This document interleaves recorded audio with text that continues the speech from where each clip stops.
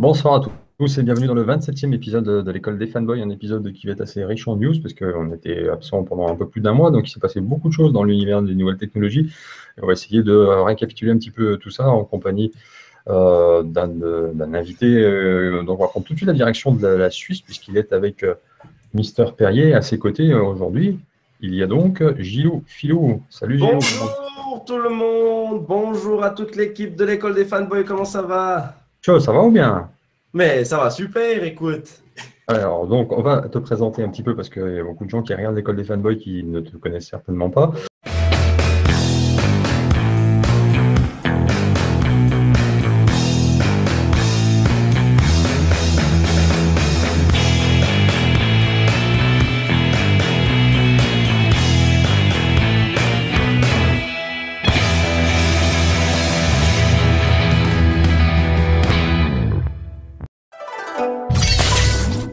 Bonsoir à tous et bienvenue dans le 27e épisode de l'école des fanboys, un épisode qui va être assez riche en news parce qu'on était absent pendant un peu plus d'un mois, donc il s'est passé beaucoup de choses dans l'univers des nouvelles technologies.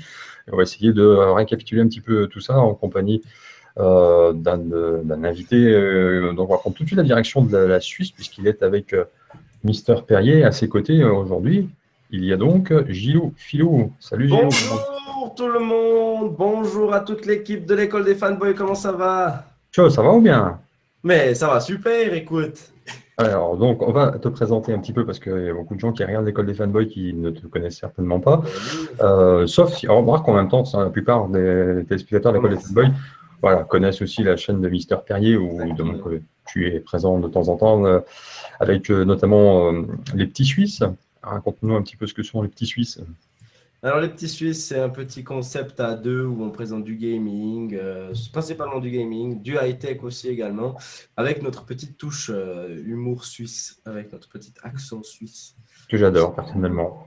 Comme dirait Julien, ça se consomme à deux, donc voilà. Voilà, exactement, les petits Suisses, ça va toujours par deux. Donc, on en profite pour te saluer, Sébastien, donc youtubeur de la chaîne Mister Perrier, donc habitué à voir dans cette émission. Comment tu vas, mon petit Seb? Bah écoute, ça va super bien. J'ai eu l'occasion de manger avec toi à Lyon. Je suis toujours en train de digérer. Mais, tout va bien. Il fait beau, il fait chaud. Qu'est-ce qu'on demande de mieux? Je pense effectivement que, bon, à l'occasion, Gilou, on va t'appeler Gilles, parce que son vrai nom c'est Gilles.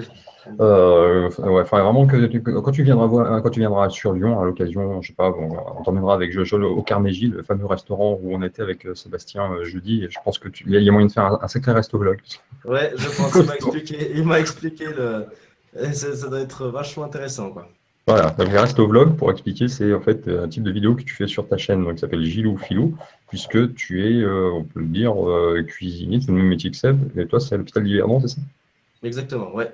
Je sais tout. Avec une petite partie diététique derrière, donc je m'occupe de tout ce qui est régime alimentaire. Voilà. D'accord, ok. Allez, on va continuer la présentation du reste de la team. C'est pour ça que, regardez, je me tiens en pleine forme. C'est pour ça qu'il n'y a pas de bidon.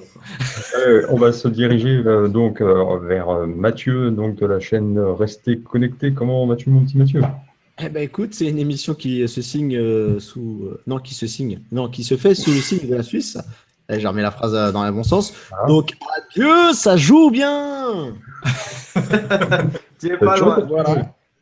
Écoute, et tu sais, je voudrais démystifier deux choses. La première, c'est que Mister Perrier est un menteur. On vient de voir un live de Mister Perrier qui s'est fait juste avant l'enregistrement de cette émission. Il était en train de pleuvoir en Suisse, donc je tiens à rétablir la vérité. Et je vous invite vraiment à aller voir ce live qui est sur le Xperia XZ Premium. Et vous verrez que Gilles a une faculté que j'ai trouvée admirable, magnifique, c'est qu'il est capable de faire du twerk avec ses lèvres, comme ça là. T'as l'impression de le voir. Tu sais, une paire de fesses comme dans les clips américains. J'ai même découvert moi-même. Tu vois, écoute, je pense que Julien pourrait confondre ça avec un de ses sites favoris. Julien, justement, on va le saluer puisque c'est le dernier de la bande. Donc, Julien, comment tu vas? Bah écoute, ça va, on se croit à Roland-Garros, il y a du simple, il y a du double, c'est magnifique. C'est vrai. Et il y a des boules. Jolie référence. Roland Garros, où en ce moment est en train de jouer Non, pas Roland Garros, il est Roland et mort. Garros. Joue au prix de son gars, et bon, ça se passe pas forcément On comme me dit Roland Garros et Yannick Noah. Voilà. Qui s'affrontent pour la Donc finale. là, comme vous voyez, donc, notre ami Mr. Pay qui a pris une cuite avant de venir, qui se tient à la tête. C'est compliqué. Eh, la tienne, hein, avec. Voilà. Du pastis, ça. Ah là là. On Bon, est à l'eau, là, cette fois. Ah oui, et avec de l'aspirine, je pense aussi. on va sans plus attendre maintenant se diriger vers le début d'émission où on va parler. Ah, Teddy, une toute Oui, petite dis-moi. aparté avant de commencer, très important. Voilà. C'est très très important, on peut quand même le dire. Enfin, j'ai Oui. rejoint le club. Tu n'es plus Eh oui, l'intrus. les amis, rappelez-vous, on disait quoi? On disait, bah, j'étais le seul à ne pas être. Voilà. J'ai Ouais, rejoint la. Ça y est, il nous a rejoint. Très, très jolie couleur, ça va extrêmement bien avec tes yeux. Ouais. Écoute, c'est gentil. Mais vu l'état, à mon avis, de ta vue en ce moment, j'ai des doutes. Ah là là. Bon, ceci étant, on va quand même commencer cette émission avec l'actualité, donc je dirais la plus chaude du moment, puisque ça date d'aujourd'hui. Au moment où on enregistre cette émission, c'était la présentation tout à l'heure par Andy Rubin, ancien patron, le papa d'Android, pardon, donc d'une gamme baptisée Essential, avec un téléphone qui était attendu et un assistant domestique qui, lui, l'était beaucoup moins. On va commencer par le téléphone. Donc, un téléphone avec un magnifique design borderless comme moi je design. Et là, c'est du vrai borderless. Et en plus de ça, l'avantage par rapport au Sharp Aquos Crystal que moi je possède, c'est que là, ils ont réussi à intégrer le capteur photo à l'avant, à sa place habituelle. C'est très malin ce qu'ils ont fait, en fait, puisqu'ils utilisent l'espace qui normalement est alloué à la barre de notification, mais il est vrai qu'au milieu de la barre de notification, généralement, il n'y a jamais rien d'affiché, donc c'est pas gênant de mettre le capteur photo à cet endroit-là. Bref, il a les qualités du Sharp Aquos Crystal sans en avoir les défauts, mon petit Mathieu. Bah écoute, je suis d'accord avec toi, mais je me quand même pose des questions sur donc ce fameux capteur positionné là où il est. Est-ce qu'au final, quand tu vas regarder une vidéo, ça va couper, donc tu auras une bande noire? Est-ce que ça perd pas son intérêt finalement? Et je voulais te poser la question, toi, le fan de Borderless, de la Non, première heure.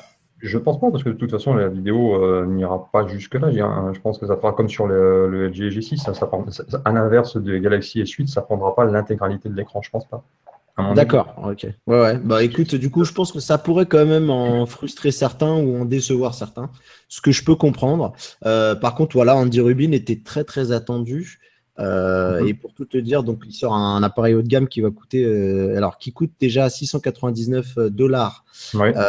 Mais attention, hors taxe. Donc à mon avis, on va le trouver aux alentours des 800 € s'il doit arriver, ouais, fatalement.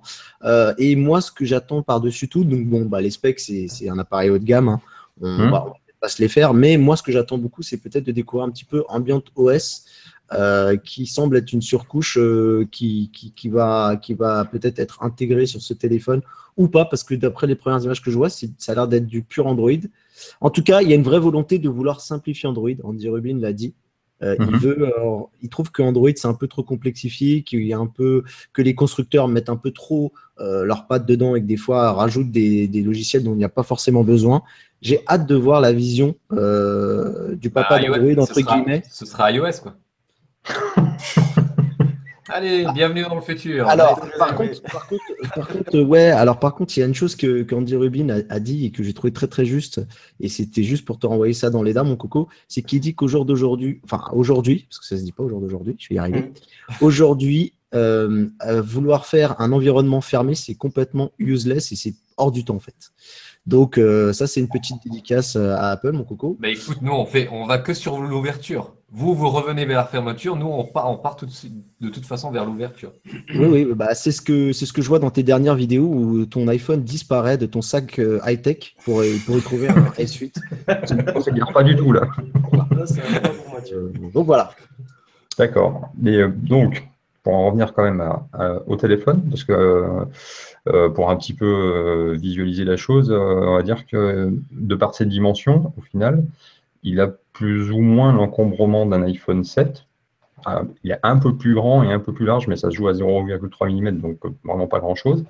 Ça compte. Pour certaines femmes, ça compte. Alors 0,3 mm, tu crois vraiment que ça compte? Bon, je ne sais pas quelle femme tu fréquentes, mais bon, bref. Tu sais, entre toi et moi, Teddy, par contre, j'aurais plus tendance à vouloir croire Julien qui est très expert sur certains sujets. Ouais. C'est jamais, tu vois. Ouais, Je me pose la question souvent. Hein. Moi que t'ai dit, là. Continue. Bref, ne nous écartons pas. Ce que je veux dire par là, c'est que du coup, dans le même, quasiment, à peu de choses près, le même encombrement d'un iPhone 7, on a un écran qui fait 1 pouce de plus, puisqu'on est 4,7 pouces sur un iPhone 7, 5,7 sur ce Essential Phone. Donc, ce qui montre quand même l'intérêt de ces écrans borderless. Et c'est pour ça que moi, je suis vraiment un adorateur de cette technologie. Et j'avoue que je me laisserais bien tenter. Alors après, c'est vrai, tu l'as dit, le prix, il freine un peu quand même, parce que $699, donc sachant que le prix est affiché hors taxe. S'il faut le faire Bah, c'est importer, le prix d'un haut de gamme aujourd'hui. Je pense que, tu vois, on peut pas s'attendre à ce que tout le monde essaie de devenir OnePlus, tu vois. voilà, je suis d'accord avec toi, sauf que Essentiel est quand même une marque qui sort un peu de nulle part, même si c'est le papa d'Android qui est derrière, ok, mais tu vois, je veux dire, tu n'as pas la même sécurité quand même avec un constructeur qui vient de débarquer qu'avec des marques installées comme Apple, Samsung, etc., où tu sais que s'il y a un problème, il y a un service après-vente derrière efficace. Là, quand tu fais le choix de prendre ce téléphone, tu pars un peu dans l'inconnu à ce niveau-là quand même. Mais c'est vrai qu'en même temps, si Andy Rubin connaissait un petit peu le célèbre marché français, il était à 2 doigts de nous fournir une marque qui est connue un petit peu dans le monde du low cost, puisque En plus, c'est Essentiel B de chez Boulanger. Boulanger, tout à fait. Voilà. Et il y a eu pas mal de trolls, c'était rigolo. Mais bon, en tout cas, c'était intéressant de voir la présentation de ce téléphone, d'autant plus que toi et moi, Mathieu, ça fait un petit moment qu'on suivait ça sur Twitter. On se mentionnait mutuellement sur les tweets quand on envoyait passer un. On l'attendait les deux, donc à voir s'il débarquera à terme chez nous de manière officielle ou pas. En tout cas, moi j'ai été vérifié sur le site que j'apprécie particulièrement qui s'appelle Device Specification et il est bel et bien compatible avec les bandes de fréquences françaises. Donc si vous souhaitez le faire importer, il fonctionnera avec tous les opérateurs en France. C'est important de le mentionner. Et il y a une dernière chose qu'il faudrait que tu mentionnes, qu'on n'a pas mentionné, qui est important, c'est qu'il a une partie modulaire. Oui, j'allais dire, oui. Vas-y. Ah, pardon, excuse-moi. Pardon. Vas-y, développe. Bah, écoute, de ce que je comprends, c'est qu'il y a. En plus, ce qui est pas mal, c'est que c'est bien fichu, entre guillemets, à première vue. C'est que, tu vois, par exemple, sur le Lenovo Moto Z2 Play, par exemple, Moto Z Play, pardon, et le Moto Z, la partie modulaire, elle n'est pas très très belle quand tu as le téléphone sans module. Parce que tu as une espèce de plusieurs picots, une bande de picots en dessous du téléphone qui gâche un petit peu le design. Et entre toi et moi, on est assez d'accord, toi et moi, que les nouveaux ne sont pas les spécialistes du design, déjà à la base. Non. Et puis nous, du côté de la Suisse, nous, on a une bande de picoleurs. C'est un peu la même chose. Voilà. Tu vois. Et pour le coup, là, ils ont fait 2 petits parties, je crois, aimantées. Et du coup, on viendrait éclipser un peu comme ce que Seb a fait comme vidéo, c'est-à-dire ça ressemble aux objectifs Pixter, tu sais, ça se plug. Alors, ça vient se plugger en aimant, là où Pixter, c'est une pince. Et pour le coup, bah là, tu as un module qui permet déjà de faire une première caméra 360 degrés. C'est une très très bonne idée, puisque la vidéo 360, j'ai l'impression que c'est un petit peu en train de prendre petit à petit. Ça va prendre du temps, mais j'ai l'impression que c'est un format qui risque de trouver son public. Ouais, ça s'améliore au niveau qualité. Bon, on a fait un live en 360 et là, on a été vraiment étonné de la qualité par rapport à il y a un an. Mais la vidéo 360, ça, c'est un sujet qu'on abordera peut-être dans quelques mois dans le cadre d'un hors-série sur les réseaux sociaux. Enfin bref, on en reparlera un moment. On verra ça, ouais. Voilà. Mais je trouve que le choix du composant est judicieux. Enfin, choix qui t'a sorti un module, tu n'étais pas là. C'est juste à un moment donné parler de plug et j'ai toujours une inquiétude par rapport à Julien quand on emploie ce terme. Mais enfin bon, du coup. Voilà. L'essentiel, c'est dans l'actal. Tout à fait. Et donc, du coup, ce que je voulais dire par là. Ça fait une demi-heure qu'il a cogité celle-là, putain. Je pense aussi, ouais. Donc, oui, c'est un téléphone qui est sur Android Nougat, dont on peut raisonnablement espérer qu'il soit mis à jour parce qu'en fait, vu que c'est quand même Andy Rubin, le papa d'Android, donc il est quand même, je pense, suffisamment connaisseur de la chose pour pouvoir mettre à jour ses propres appareils. Enfin bon, on verra, on ne sait jamais. Et ce qu'il y a d'autre à dire sur ce téléphone, il est Bluetooth 5.0. Ça montre que ça commence à se généraliser. Bon, Snapdragon 835 évidemment. 128 Go de stockage, ce qui est pas mal aussi. Hein. Ils n'ont pas fait d'impasse à ce niveau-là. Et puis une batterie de 40 mAh, on verra. J'ai pas, par contre, fait attention si l'écran était Full HD ou un Quad HD. Je sais pas si. J'ai pas fait attention à ça. De ce que je vois, pas grand-chose. Alors, j'ai pas l'info, moi, de mon côté. Alors, attends. Non, et ça, c'est pas, en tout cas, c'est pas indiqué. C'est pas indiqué, mais je pense qu'il sera sûrement Quad HD, ne serait-ce que pour être prêt pour la VR. Ça me semblerait logique. D'accord. Donc, voilà. Et puis comme ça, c'est une occasion aux gens de pouvoir se lâcher sur les commentaires en dessous pour me traiter d'ignorant. D'ignorant. Je vais te donner, je vais sur Device Specification. Ok. Pendant que tu regardes, je voulais mentionner, tu sais, pour le connecteur, ils ont intégré une technologie qui est très intéressante, qui va sûrement faire ses premiers pas très bientôt. C'est le Wi-Fi AD. 60 GHz qui va justement permettre au module de fonctionner de manière fluide, très rapide et du coup qui sera aussi exempt de toute interférence parce que tu sais en ce moment avec tout le Wi-Fi qu'on a et qu'on se met dans la gueule, nos produits ils ont tendance à émettre des fréquences et à émettre des ombres et à elles se cartonnent entre elles, entre guillemets, j'ai envie de dire. Je parle tellement mal ce soir, je suis crevé, pardon. Mais là, du coup, ils sont dans une bande de fréquences où il y aura sans doute personne pour le moment. Et du coup, les modules risquent de fonctionner très bien. D'accord. C'est du codage des biens.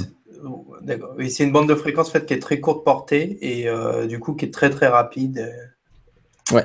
Et moins nocif pour nos petits cerveaux. Exact. Sauf si tu mets vraiment la tête entre les deux appareils. Donc voilà, je confirme que c'est bien du Quad HD et je le redis, je n'ai pas d'action chez eux ni rien, mais vraiment je recommande ce site Device Specification au pluriel. C'est la Bible, franchement, quand vous voulez savoir, vous avez absolument tout sur chaque téléphone qui est commercialisé. Vous voyez, en l'occurrence, il était présenté aujourd'hui et le téléphone est déjà présent sur le site. Donc, et la page est à jour. Donc, voilà. À l'ordre de l'école des fanboys. Voilà, il a des actions. Du tout. Je ne sais même pas qui fait ça d'ailleurs. Bon, pour ce qui est du téléphone, c'est fait. Juste avant de conclure sur le téléphone, faire le tour, on va faire un petit tour du côté de la Suisse pour demander à nos deux petits gars si d'abord ils ont vu passer ce téléphone et auquel cas ce qu'ils en pensent du coup. Sébastien. Écoute, borderless avec la caméra ici, moi ça ne me gêne pas forcément. Mais après, c'est vrai que la vidéo en plein écran sur le S8, c'est quand même bien sympathique. Donc, c'est vrai qu'il faut faire des concessions dans ce mode borderless. Et comme on voit, justement, on vient de déballer le Xperia XZ Premium. Eh bien, il a des beaux bords, c'est vrai. Il n'est pas borderless, mais il a 2 super haut-parleurs. Donc, il faut savoir faire la part des choses. Il y a des choix à faire. Soit un immense écran, soit un bon son et un bon écran. Il y a des arbitrages à faire, effectivement. Et la date de sortie, c'est pour quand ce téléphone? Alors ça, c'est une bonne question, mais je ne sais pas si ça a été précisé. Il ne me semble pas avoir vu qu'il avait été précisé ou que ce soit, donc mais ça ne devrait pas tarder, j'imagine. Après, bon, c'est un téléphone qui est équipé du Snapdragon 835, donc on sait que voilà, tous les téléphones qui sont équipés de ce processeur sont un petit peu dans l'attente que ce dernier soit vraiment disponible à grande échelle, parce que Samsung en a quand même pris un bon paquet à lui tout seul, donc voilà, ça prendra peut-être encore quelques semaines ou quelques mois, mais ça sera de toute façon aux États-Unis only pour le moment. Donc voilà. Et puis bon, pour notre défense, la news elle est vraiment arrivée aujourd'hui, donc voilà. ça Et donc l'autre produit, alors là, lui qui pour le coup était beaucoup moins attendu, enfin même pas attendu du tout, s'appelle donc Essential Home, qui est donc un assistant domestique, alors qui a un petit peu une forme de poudrier, comme le thermostat Nest un peu, et donc qui a cette particularité-là d'avoir un écran, ce qui pour moi est un avantage non négligeable par rapport à Google Home ou par rapport à Amazon Echo. Amazon, ils en ont sorti un là, avec un écran. Voilà, effectivement, ouais. Mais qui est beaucoup plus imposant, par contre.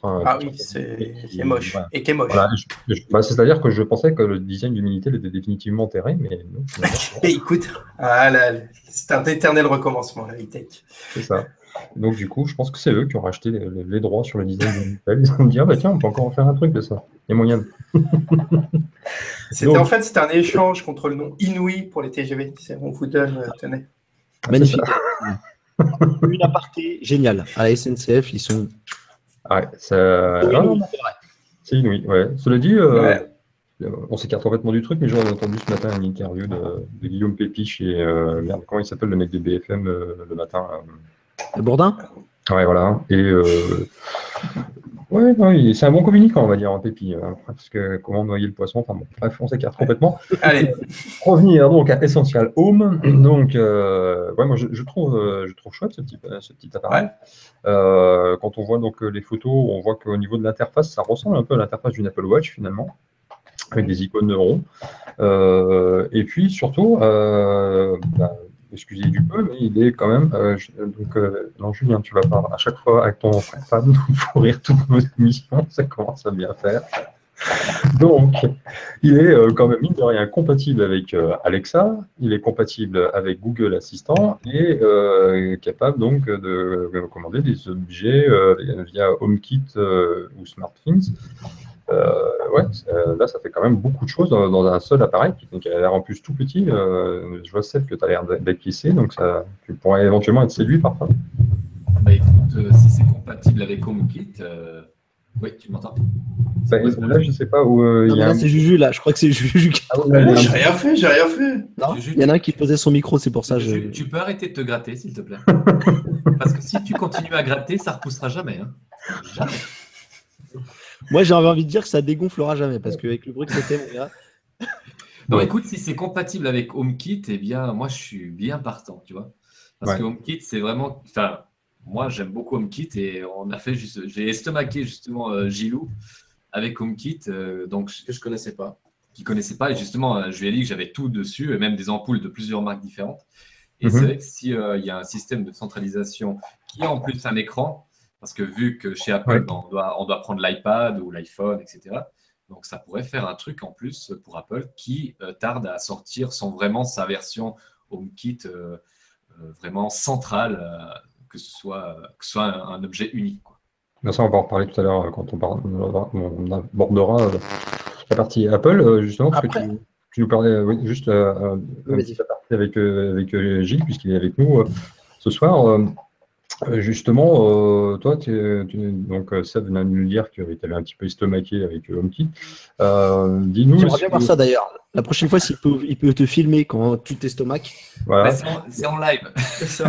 Voilà, donc ce que je voulais dire, c'est que toi, tu es vraiment un technophile, ou alors tu t'intéresses comme ça, sans plus, à tout ce qui est nouvelle technologie. Alors, j'aime beaucoup les high-tech. C'est vrai que je suis beaucoup le Google Home, tout ça. J'ai regardé des vidéos dessus, etc. C'est vrai que c'est un truc pour moi qui m'intéresse beaucoup. C'est vraiment cette centralisation de tout ça, quoi. Je veux dire. Il a l'air passionné, hein.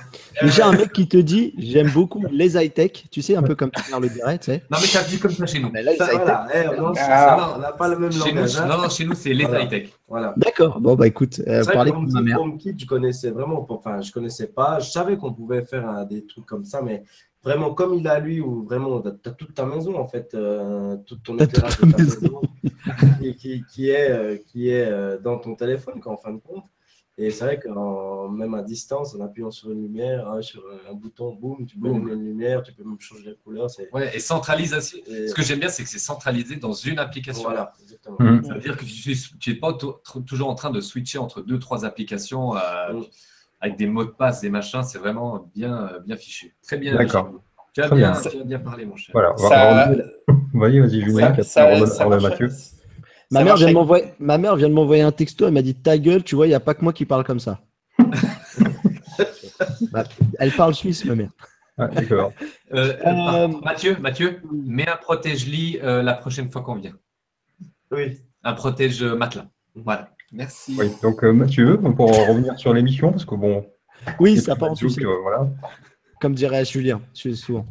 En fait, non, il y a un dernier truc que je voulais dire par rapport à ça, et ce qui peut peut-être intéresser les gens, et pour la première fois, pour intéresser même des fans d'iOS, et notamment des technophiles, il y a quelque chose qui a été dit dans Andy Rubin, donc il faudra attendre un peu, voir confirmation de à quoi ça va ressembler. Mais souvent, les détracteurs d'Android, et notamment des services de Google, pointent du doigt le côté où Google se sert de nos données, donc pour enrichir tu vois, toutes ces études, et apparemment les vendrait au plus offrant. Là, Andy Rubin, lui, a mentionné que justement, il mettrait un point d'honneur à ce que nos datas soient bien préservées, voilà, côté privé. J'aimerais bien voir comment il va faire en utilisant Android, ça c'est vrai, mais bon, après, il existe une société qui fait le Black Phone aussi. D'après ce que j'ai compris, mais bon, comme on l'a dit avant, c'est des news qui sont vraiment tout fraîches, c'est tombé juste avant, donc on n'a encore pas vraiment eu le temps d'aller débriefer ça complètement. Mais d'après ce que j'ai compris, en fait, cet assistant ferait connaissance d'une certaine manière avec les objets qu'il est censé contrôler, de telle manière à ce que finalement tout ça reste sur le réseau interne de la maison et que ça parte pas dans le cloud. Voilà, c'est simplement ça, de ce que j'ai compris. Alors après, ça faudra voir ce qu'il en est plus précisément, parce que tout ça, c'est encore un petit peu flou. Mais ouais, effectivement, il y a sans doute beaucoup moins d'informations qui partiraient dans le nuage que ça peut être le cas avec un Google Assistant. De ce Non, que mais j'ai du coup, compris. je trouve que c'est bien parce que justement, ça pourrait peut-être emmener plus de monde qui sont un petit peu réfractaires. Bon, après, Ben, il faut que ça soit mis en avant, quoi. Faut bien que ça voilà. soit mis en avant, quoi. Ben, Et justement, donc moi, dans l'article que j'ai lu où ça parlait de ce sujet-là, le journaliste justement concluait l'article en disant que c'est peut-être précisément ce qu'il a appris de son passage chez Google. C'est ça justement qu'il fallait Voilà. peut-être, voilà, pour vendre. Bon, bah, si Vas-y, oui. Claude n'y a pas le droit, bon, bah, tout va bien. Et toi, Julien, je sais que Bah, tu n'es pas un grand fan des assistants domestiques, mais non, non, mais là, tu vois, tu soulèves le point le plus intéressant là-dessus, c'est justement ce problème de confidentialité, parce que mhm, ça fait peur d'avoir un appareil tout le temps connecté et de se dire que bah voilà, tout est balancé, on ne sait pas où. Donc ouais. déjà, ça, c'est un vrai argument. Maintenant, je reste dubitatif sur le fait d'être dans mon canapé et de dire, ah tiens, Michel, commande une bière sur Amazon qui me soit livrée ce soir. Enfin, Et je l'autre sais te pas, dit tout de suite, Jackie. c'est ça. On voit les Tu as vu la références. blague, elle est pour toi. Téléphone à Jackie et à Michel. Bon, bref. Enfin, je sais pas, ça viendra peut-être, mais j'ai du mal pour le moment avec ce concept. Ah, ça vient toujours, tu sais Euh, bien. Bon, bah, écoute, en tout cas, l'avantage de ça, c'est que ça va nous faire une transition avec la partie suivante qui est consacrée à Google I/O et donc à Google I/O qui a eu lieu il y a quelques semaines.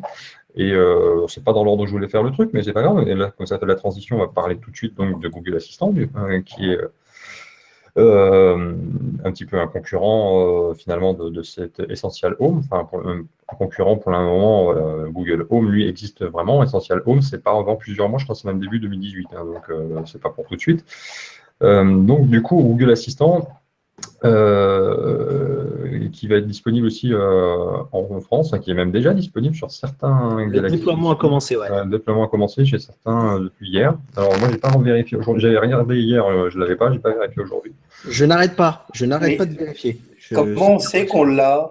Alors il suffit En fait, d'appuyer en fait sur le bouton, tu sais, qui est en bas là, Ouais. et de dire OK Google, et selon l'interface qui va s'afficher, Ok, Google. eh ben, tu vas voir si tu écoute, l'as. écoute, je pense, Juju, plus simple que dès que tu verras une mise à jour de l'application Google, tu sauras qu'il y aura Ouais, bah, sûrement indiqué que Alors Google là, j'ai Assistant. rappel, événement, minuteur, alarme, Non, non, travail. mais c'est pas ça, c'est pas non, ça. non, c'est pas ça. C'est pas ça. Tu l'as pas non plus. C'est ça? Non, non. Non. Donc, Non, mais vous l'aurez pas avant 2-3 semaines, hein. Alors, mais de toute façon, le déploiement, il va être progressif, hein, ça c'est clair que ouais, ouais. on va Mais pas je pense que quand tu verras dans le Play Store la mise à jour de l'appli Google, il y a des chances que, à mon avis, je le vois comme ça, hein.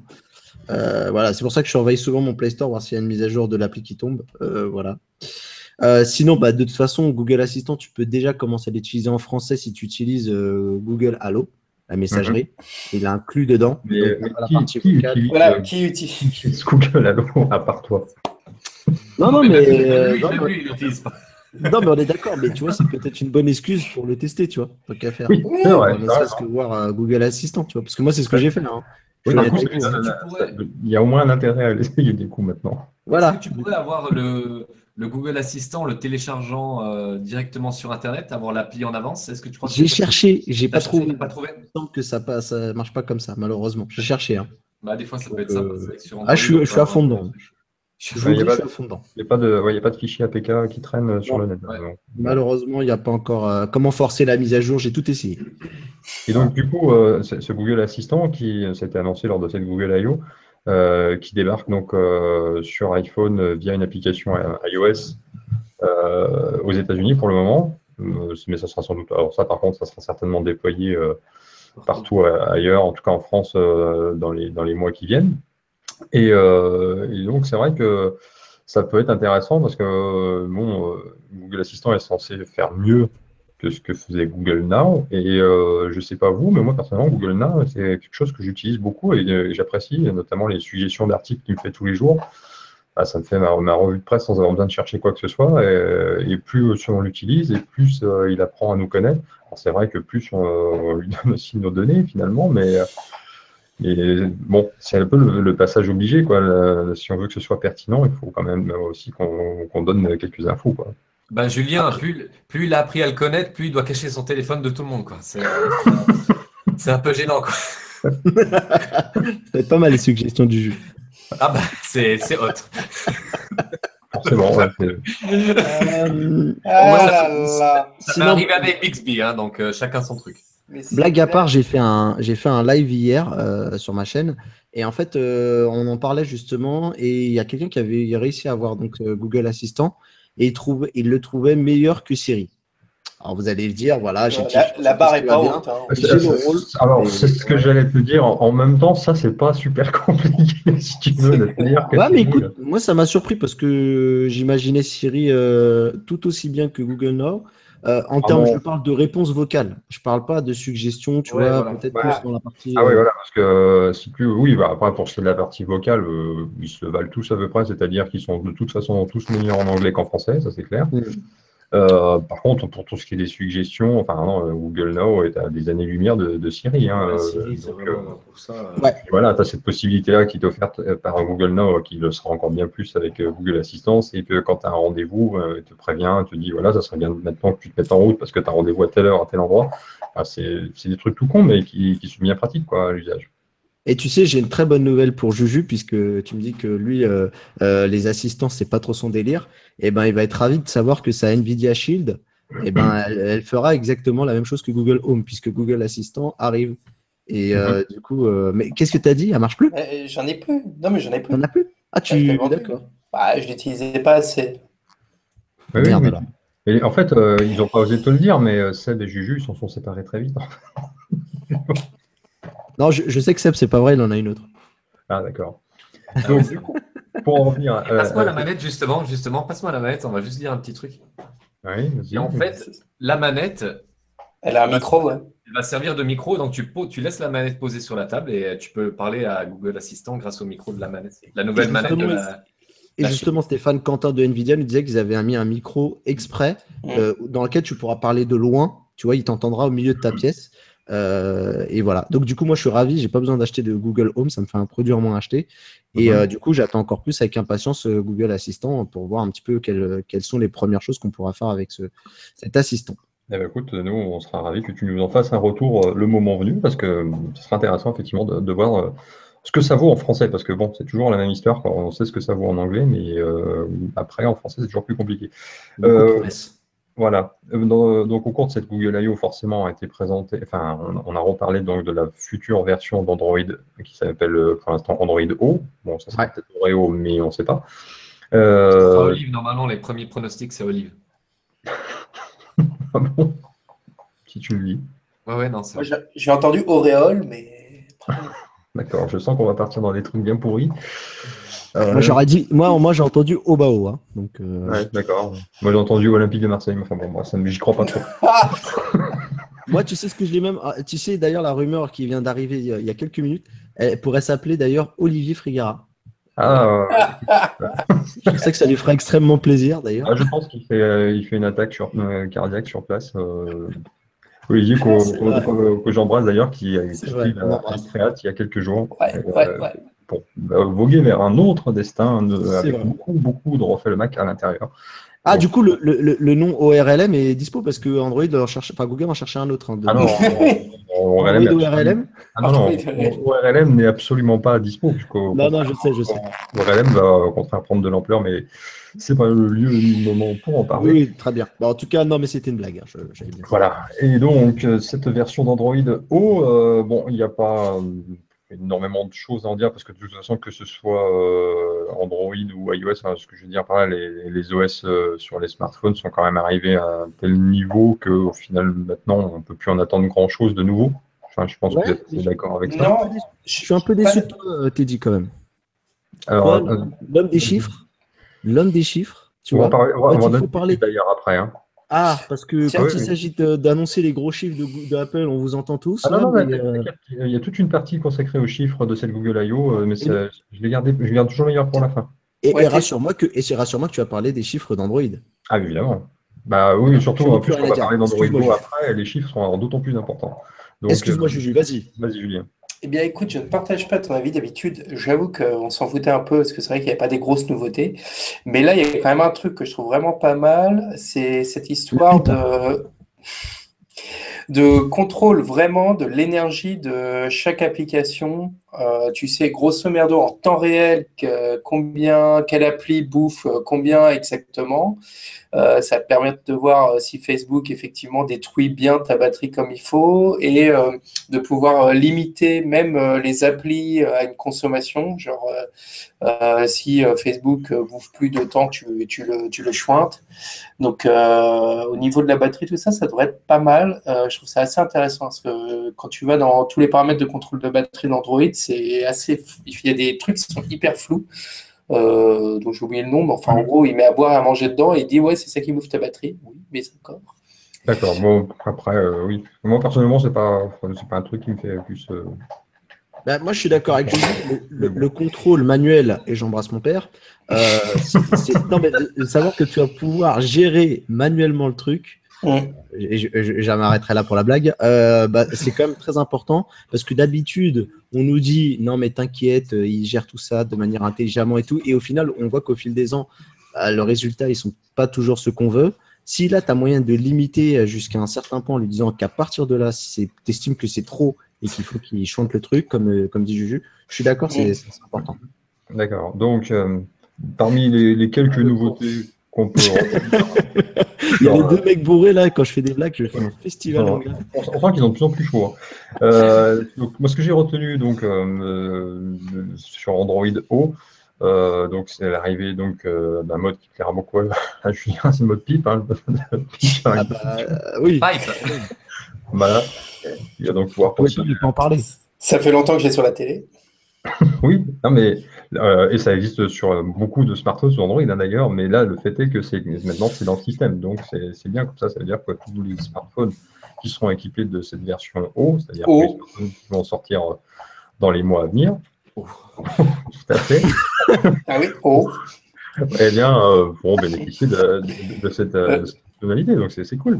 Non? Ça vous fait pas plus bon, moi je Ah pense bah que si, Ah bah, plus il y a de pipe, mieux c'est, hein, on est d'accord. voilà, ça non, c'est sûr qu'une bonne pipe. Hein, ça.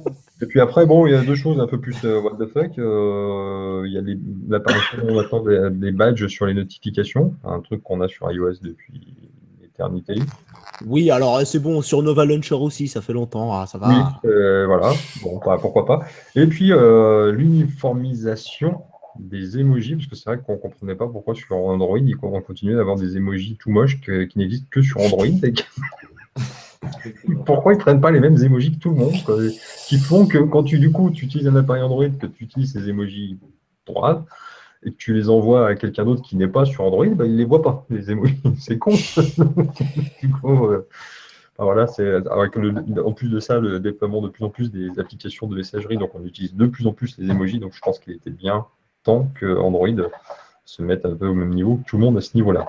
Et Voilà. le dernier point aussi qui est qui est assez important rapidement, c'est, tu sais, la faculté de pouvoir adapter, que les développeurs puissent adapter les icônes des applications en fonction des constructeurs. Parce que effectivement, c'est un vrai souci d'ergonomie et de design au niveau de l'interface utilisateur. Le fait de se dire que bah, Huawei peut faire leurs icônes avec des carrés arrondis, que l'autre peut faire des icônes rondes, et que au moins tout ça pourrait être harmonisé une fois que tu télécharges des applications, c'est une vraie bonne nouvelle quand même. Ah oui, oui, ça sera moins le bordel, et puis surtout, peut-être que ça permettra en fait aux constructeurs d'arrêter de nous faire justement des trucs mais vraiment moches, quoi, parce que certains, c'est immonde, quoi. Non, justifiez pas. Ils jouent T'en bien. avais même qui n'avaient pas la même taille, quoi. Ah oui, non, mais C'est juste super naze, quoi. je pense qu'il était temps de remettre d'ordre un petit peu là-dedans.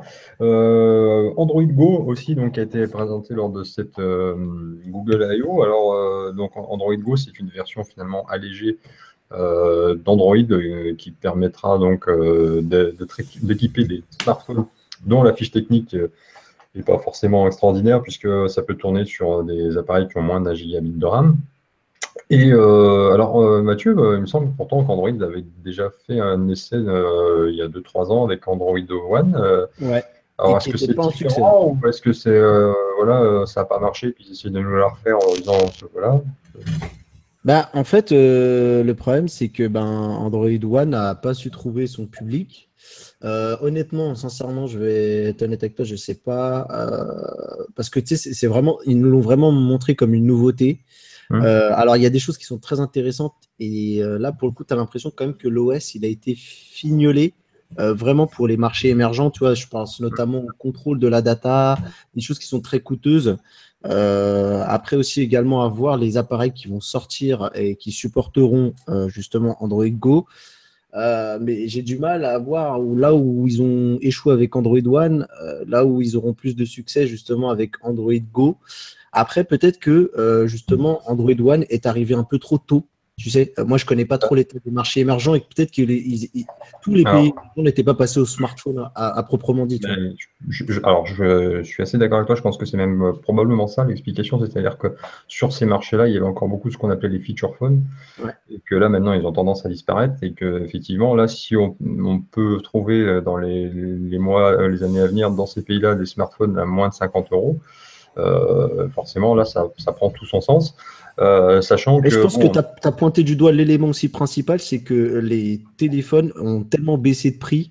Tu vois, à l'époque, quand on parlait d'Android One, il fallait quand même compter 120 euros, je crois, de mémoire. oui, largement, Voilà. c'était même 150, je crois, dans ces deux-là. Tu Donc, vois, ouais. Et donc, du coup, là, on arrive enfin peut-être à des prix abordables pour ces pays-là, en fait. exactement, ouais. Et donc, du coup, bon, après, ce qui est important aussi à savoir, c'est que Android, qui avait franchi son premier milliard d'utilisateurs en 2014, il y a 3 ans, a passé cette fois-ci la barre des 2 milliards et ils ne se sont pas cachés que justement Android Go, c'est pour faciliter l'accès au 3e milliard parce que voilà, sur les marchés occidentaux, maintenant, leur réservoir de croissance, il est très limité puisque les gens sont déjà équipés 80% par Android. Donc là, Mathieu est en train de parler de pied. Et donc, du coup, il leur reste maintenant à aller chercher justement des parts de marché sur ces pays émergents. Et Android Go, je trouve que c'est plutôt une bonne idée parce que de toute façon, c'est des marchés qu'Apple ne pourra pas adresser compte tenu des tarifs qu'il applique. Bah si, Donc, avec tous les reins qu'il y a à vendre, s'il te plaît. C'est bon, hein. non, mais là, on parle vraiment de pays où malheureusement les gens ne gagnent que quelques dizaines d'euros. Donc, Voilà. je pense même pas, quoi. Et, Je dis, viendez les pays émergents, viendez, on vous aime. voilà. Pour vous donner un ordre d'idée de la légèreté de cette version d'Android, c'est que bon, il bénéficiera d'un store à lui, même si les autres applications seront également disponibles. Mais simplement, pour pouvoir tourner sur cette version d'Android Go, il faudra que le fichier APK de ces applications n'excède pas 10 mégabits, ce qui n'est pas énorme, hein. Donc voilà, c'est vraiment. Et ce qui sera mis en avant sur le Play Store spécifique à cette version d'Android Go, c'est toutes les versions light des applications qu'on connaît, qui existent déjà, comme il existe déjà Facebook Lite. Ça sera plutôt la version light qui sera mise en avant plutôt que l'application traditionnelle. Tu vois, alors que tu vois, chez Apple, pour avoir un iPhone, il faut donner un rein, alors que chez Google, il faut juste donner tes données. Tu vois. Voilà, c'est chacun. Donne-nous ta vie privée. Exactement. De toute façon, oui, c'est un peu ça, hein, parce que Google, s'ils veulent atteindre le 3e milliard d'utilisateurs, et sans doute même plus encore après, c'est parce qu'ils ont besoin de vos données pour gagner de l'argent avec la pub, mais ça, on va en parler aussi un petit peu après. Juju, Ils ont retiré tous les Note d'accord. 7. Oui, Julien, tu... Ils ont Non, rien, retiré tous les Note 7. D'accord, donc Sébastien, vas-y, parce que du coup, comme Juju parle en même temps, on n'a pas compris du tout ce que tu disais. Je dis, ils ont retiré tous les Note 7 du truc ou pas? Mais ils reviennent par derrière, t'inquiète pas. Juju, dis que c'est bien. Donnez les données. C'est important, c'est bien. J'ai qu'une chose à dire. Android Go entre en jeu. Eh oui. Ouais, Oui, d'accord. et tu vois, hein, et du coup, c'est bon hein, que comme ça, ils donnent toutes les données. Ça fait plus de sextape, Juju. Exactement. C'est pas faux, ça. Moi, je dis rien. On va conclure cette partie Google I.O. avec justement les fameux chiffres que Mathieu attendait, donc il va continuer à en utiliser. Donc les chiffres qui ont été donnés au cours de cette Google I.O. 82 milliards d'applications installées sur l'année écoulée. ce qui fait une moyenne de 11 applications par être humain présent sur cette planète. Le nombre d'appareils Android, on l'a dit, donc, a franchi le cap des 2 milliards. Alors, tiens, puisque la quasi-totalité d'entre vous est youtubeur, donc un chiffre qui va vous intéresser, qui va peut-être vous donner le vertige, il y a 1 milliard d'heures de vidéos vues chaque jour sur YouTube, ce qui fait une moyenne de 8 minutes et demie par être humain sur la planète. Donc, Eh ben, il y en a quoi, rien d'autre à foutre. Et dont 0,0 exposant 300 pour Mister Perrier et à peu près 0,0 exposant 1200 pour rester connecté. après, Et on parle pas de Gilou Filou. alors, Philo, c'est moins l'infini, à peu près. pour continuer dans les chiffres, il y a également, donc, à l'heure actuelle, déjà 100 millions d'appareils Android qui embarquent Google Assistant, et ce nombre va forcément aller en augmentant dans les mois à venir pour les raisons qu'on a dit avant, et puis aussi parce que ça va commencer à apparaître dans les voitures, puisque Volvo et Audi ont annoncé que dans leurs voitures, désormais, il y aurait Google Assistant. C'est déjà le cas d'ailleurs chez Volvo, qui était le premier au monde avec la nouvelle version de leur 4x4 XC90 qui intègre Google Assistant à l'intérieur. Il leur reste plus qu'à vendre des voitures, quoi. Ah bah, Volvo, je te rassure, ça va, ça se passe bien pour eux, hein. Ensuite, un autre chiffre moi, qui m'a fait halluciner, c'est 50 millions de Chromecast. Et c'est vrai que Chromecast, pour moi, c'est parmi les objets technologiques qui ont été présentés ces dernières années, c'est un des trucs les plus dingues, quoi. Ce que c'est capable de faire pour le prix que ça coûte, c'est génial ce truc. Franchement, bravo Google d'avoir fait ce produit-là. Et on va terminer cette partie chiffres avec Google Photos, cher à notre ami Mathieu, et à moi aussi, parce que je dis beaucoup. Donc Google Photos, c'est 500 millions d'utilisateurs à travers le monde et 1,2 milliard de photos et vidéos partagées chaque jour sur cette plateforme. Et je crois, Mathieu, que tu tenais à nous parler de Google Photos. Bah oui, et en fait, globalement, la Google I.O., ça a été aussi la mise en avant de l'intelligence artificielle. Il faut savoir que c'est l'étape à laquelle aujourd'hui travaille Google, c'est-à-dire qu'avant, l'idée c'était de rendre tout mobile, et là, c'est l'intelligence artificielle.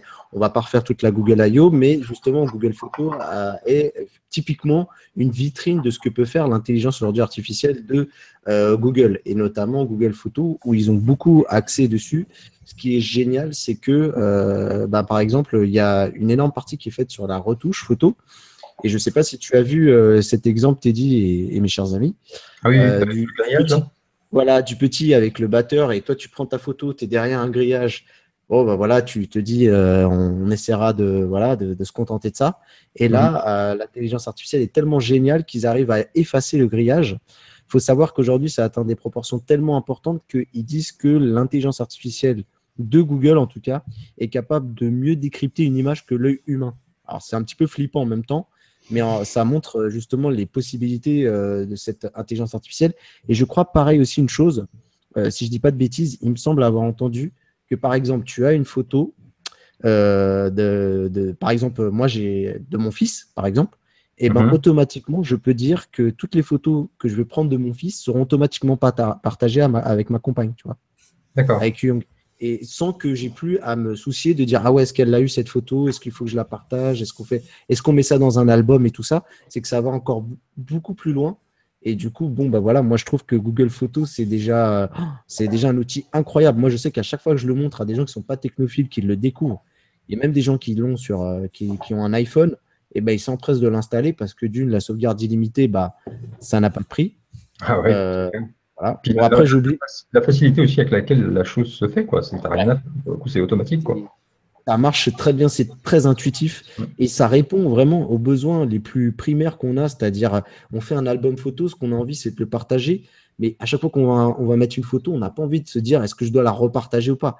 Non, on fait un album, on met les gens avec qui on veut le partager et dès que quelqu'un participe à cet album, c'est-à-dire qu'on peut lui donner les droits aux personnes à qui on partage d'y mettre des photos, et ben on reçoit une notification en temps réel. Dès qu'il a mis la photo qu'elle est uploadée, bim, j'ai une notification et je peux aller consulter les dernières photos et ça, c'est top, quoi. Moi, je partage complètement ton avis. Moi, je trouve que Google Photos, c'est une des meilleures applis qui est sortie ces dernières années. Il n'y en a pas beaucoup comme ça que je classerais dans le rang de celles que j'utilise vraiment tout le temps. Il y a Google Photos et dans un autre registre qui n'a rien à voir, c'est Molotov TV. Mais voilà, c'est ce genre d'appli qui devient indispensable une fois que tu as commencé à l'utiliser, quoi. Moi, je trouve Bah, tu vraiment. vois, on emploie souvent le mot révolution à tort et à travers, mais je crois que pour Google Photos, et on pourrait le dire, quoi. Hmm. Même si la Ouais. nouvelle version depuis iOS 10 ou 9, je sais plus, de l'appli photo est quand même pas mal aussi. Elle reprend pas mal de enfin, c'est depuis iOS 10 où ils ont beaucoup repris de ce que fait Google, justement. Et du coup, il y Euh, a aussi toute une partie, d'ailleurs, juste pour finir, il y a toute une partie amélioration des photos. Tu vois, quand tu vas un peu te rater sur une photo et tout ça, et flou, il va réussir à recomposer la photo. Donc, j'ai pas encore vu dans les faits ce que ça donne, mais les exemples qui ont été montrés par Google, ils sont assez fous. Et il faut quand même dire que quand Google fait des démos sur des services tels que Google Photos, c'est pas souvent du bullshit, quoi. d'accord. Donc, Et c'est très prometteur. toi, Seb, qui est donc youtubeur et qui par conséquent fait beaucoup d'images, tu utilises aussi Google Photos ou pas vraiment? C'est quoi? C'est la galerie. C'est Non, Google l'application Photos, galerie. c'est une application, hein, c'est pas la galerie. Ah, c'est un Mais truc en ça plus. ressemble à une galerie de Google, si tu veux. Tu peux Voilà. le voir comme ça. Non, j'utilise, je le trouve fort sympathique. Fort sympathique. Tu sais, D'accord. surtout pour C'est vrai les, qu'iOS, je le trouve à peine plus épuré. Ils ont beaucoup appris de Google, c'est vrai, ils l'ont sorti après. Hmm. Mais c'est vrai que je la trouve peut-être à peine plus. Le photo de l'iPhone, je le trouve plus épuré et plus simple que Google Photo. Le fin, C'est pas d'un, hein, facile. ça laisse des par traces. contre, Le fin d'un, hein. par contre, cette émission, elle est pas simple pourtant, je sens que. Oui, non, mais je te dis, le fin d'un, ça laisse des traces. Non, En tout cas, juste une dernière chose pour les youtubeurs qui nous regardent, c'est juste important, Teddy. Oui. Moi, par exemple, je tourne tout au smartphone. Toutes mes vidéos sur Rester Connecté, elles sont tournées au smartphone. Bon, on a la chance aujourd'hui d'avoir des appareils qui stabilisent. Et encore, tu vois, sur Android, on a un peu de retard par rapport à Apple, aux iPhones, sur la stabilité. Et ben, les futures vidéos que tu vas prendre, même si elles sont pas stabilisées, il y a un algorithme qui va tenter de rendre ça beaucoup plus stable. Alors, ça fera pas de miracle, j'imagine, mais honnêtement, ça pourrait peut-être déjà rendre des vidéos bien plus sympas, tu vois. ouais, écoute, on verra. Les vidéos, tu En peux les espérant que la partager. Oui, vas-y. Oui, parce que j'ai vu, enfin, tu t'avais partagé des vidéos justement avec moi. Tu peux les partager jusqu'à quelle capacité au niveau de la résolution? C'est du Full HD Ouais, lorsque Full c'est HD, Full ouais. sauvegardé. HD, et Non, mais puis c'est bien, c'est déjà ouais. bien. Ah bah oui, c'est déjà très très bien. Mais si tu as un pixel, c'est plein pot. C'est D'accord. 4K. Un Voilà. Google Pixel. Je voudrais bien passer quand même au sujet suivant, vous êtes gentils les garçons. On va parler rapidement du HTC U11 parce que bon, on a parlé de quasiment tous les flagships qui sont sortis ces derniers mois, donc il n'y a pas de raison qu'on ne parle pas non plus d'HTC. Donc le U11 qui donc ce téléphone a cette particularité donc avec ce qu'ils appellent Edge Sense, qui est un téléphone qu'on presse comme un citron. Et en le pressant comme ça, bah, du coup, alors que Gilou va faire pipi, ah non, si, oui, peut-être, enfin bref. Donc, quand on le presse sur le côté, ça permet donc de déclencher une action qu'on aura prédéfinie. Ça peut être, tu vois, mettre en route l'appareil photo, etc. Euh, Bref, au final, Julien, est-ce que toi, tu y trouves un intérêt? Parce que ça fait, enfin, un bouton dédié fait exactement la même chose, à la limite. C'est les fausses bonnes idées. Voilà. Voilà. On est limite dans le pathétique, non? Bah ouais, déjà, outre le fait, je crois que ça avait. Enfin, Mathieu m'avait montré ça a déjà existé sur notre appareil avant. Mais en plus, c'est le genre de truc, ouais, c'est très simple la Ouais, publicité. alors si tu parles du Nubia Z9, non, ça n'a rien à Ouais. voir. Ah ouais, Aucun bravo. rapport. C'est le genre de truc, c'est très simple dans la pub et tu ne l'utiliseras jamais. Voilà, voilà. D'accord, ok. Et Mathieu, toi, un avis sur du coup ce HTC U11? Ça part bien, Bah, là, je pense, ce le sujet. truc, c'est que, non, mais le truc, c'est que, tu sais, en plus de ça, tu vois, quand à la limite, tu mets une fausse bonne idée, tu peux te rattraper si derrière, tu as un joli design ou si tu corresponds à ça. Sans Et, blague. Et au même moment, je reçois un mail de HTC. Je vous jure que c'est vrai. Je reçois Venez qui est tester. HTC. Tu vois, on est espionnés, tu me poses des questions des fois. Ah, mais c'est Google, hein. Ça, Ah bah c'est- oui, non, mais c'est un truc de fou, quoi. Non, mais juste au moment où on en parle. Donc vas-y, continue Mathieu, excuse-moi.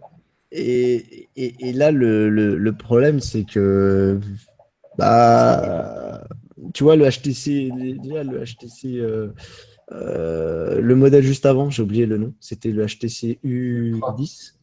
Ah, l'an dernier, c'était le HTC 10, oui, tout simplement. Ouais, alors non, il y avait le HTC 10 et entre les deux, il y a un HTC Ultra. Ultra, voilà, pardon. Ouais, c'est ça.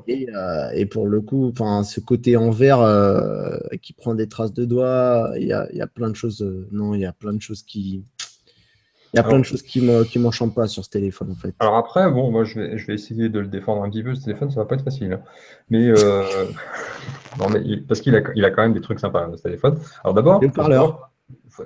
alors avant, déjà, on va parler donc de la photo, puisque DxO l'a classé premier, et c'est le premier smartphone au monde à obtenir une note de 90 sur 100 dans le classement des DxO, donc ça veut dire qu'en photo, il doit plutôt être bon.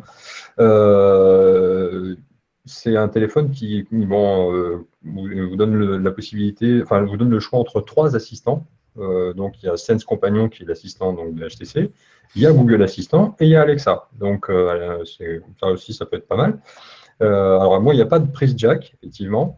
Donc, il y a un adaptateur qui est fourni, comme le font tous les constructeurs, qui enlève la prise jack. Mais la particularité, par contre, de HTC, c'est qu'ils ont mis donc, ils mettent dans la boîte des écouteurs qui branchent forcément donc, en USB-C et des écouteurs qui ont quand même le noise cancelling, la réduction de bruit actif. Donc, après, à voir ce qu'ils valent, mais je veux dire, c'est un bel effort quand même. Ils ne se foutent pas de notre gueule déjà.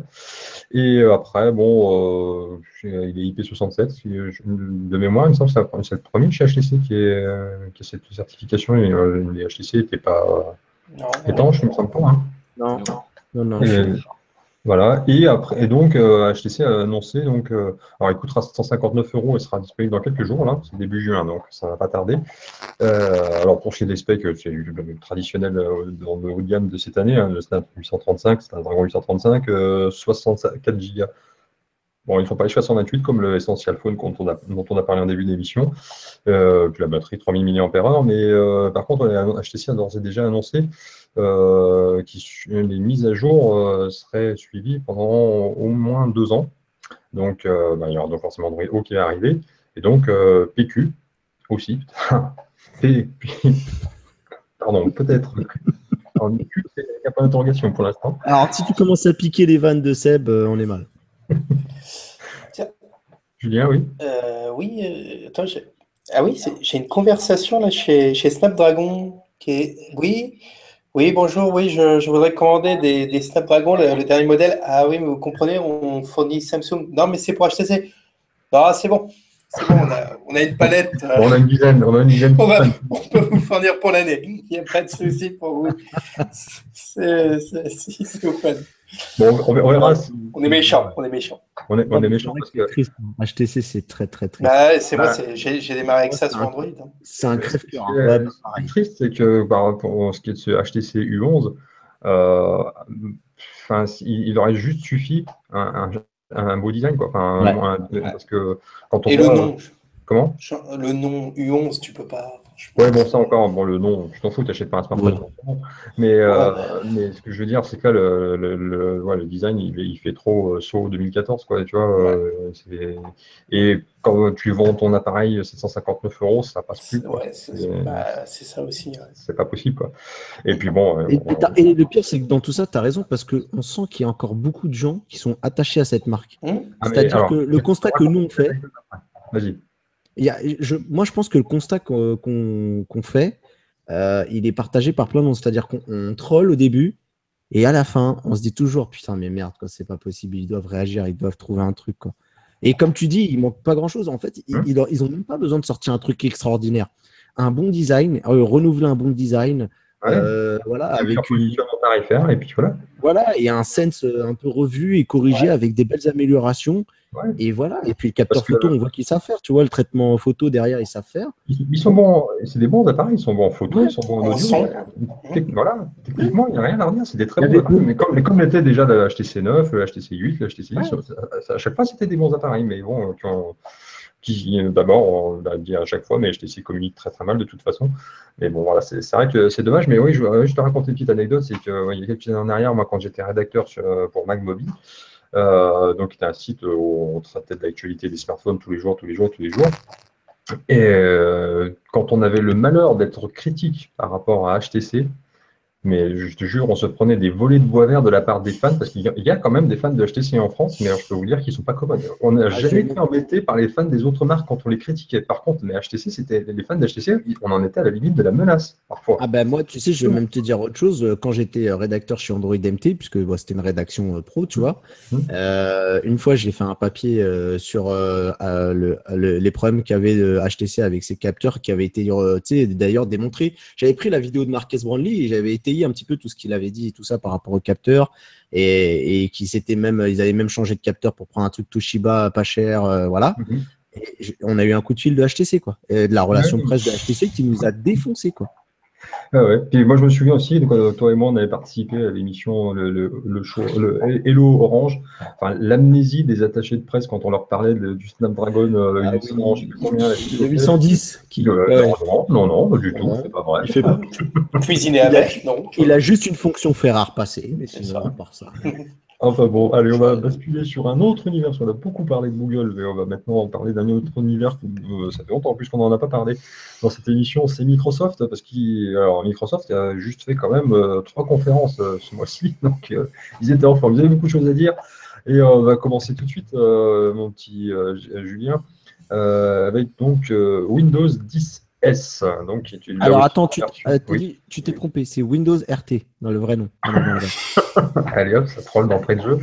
Vas-y, en même temps, il n'a pas tort. Hein. Ça n'a rien à voir, c'est une révolution. Ça, c'est HTC qui disait ça d'habitude.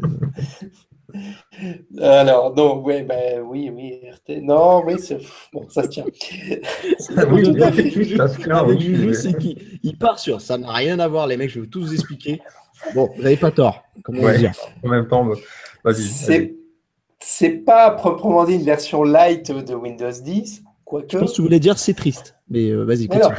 C'est plus une version Mac de Windows, c'est-à-dire qu'en fait, ils vont prendre le contrôle des applis installées. Il faudra passer par toutes les applis certifiées Windows Store pour installer dessus. Et du coup, ça leur permet d'avoir vraiment, on va dire, le contrôle de ce que tu mets, de la machine et d'optimiser. Parce que c'est fait pour des appareils plus light, pour des machines moins puissantes, comme il y a de plus en plus maintenant avec les puces ARM. Et donc, ça va permettre d'avoir sur des petits PC.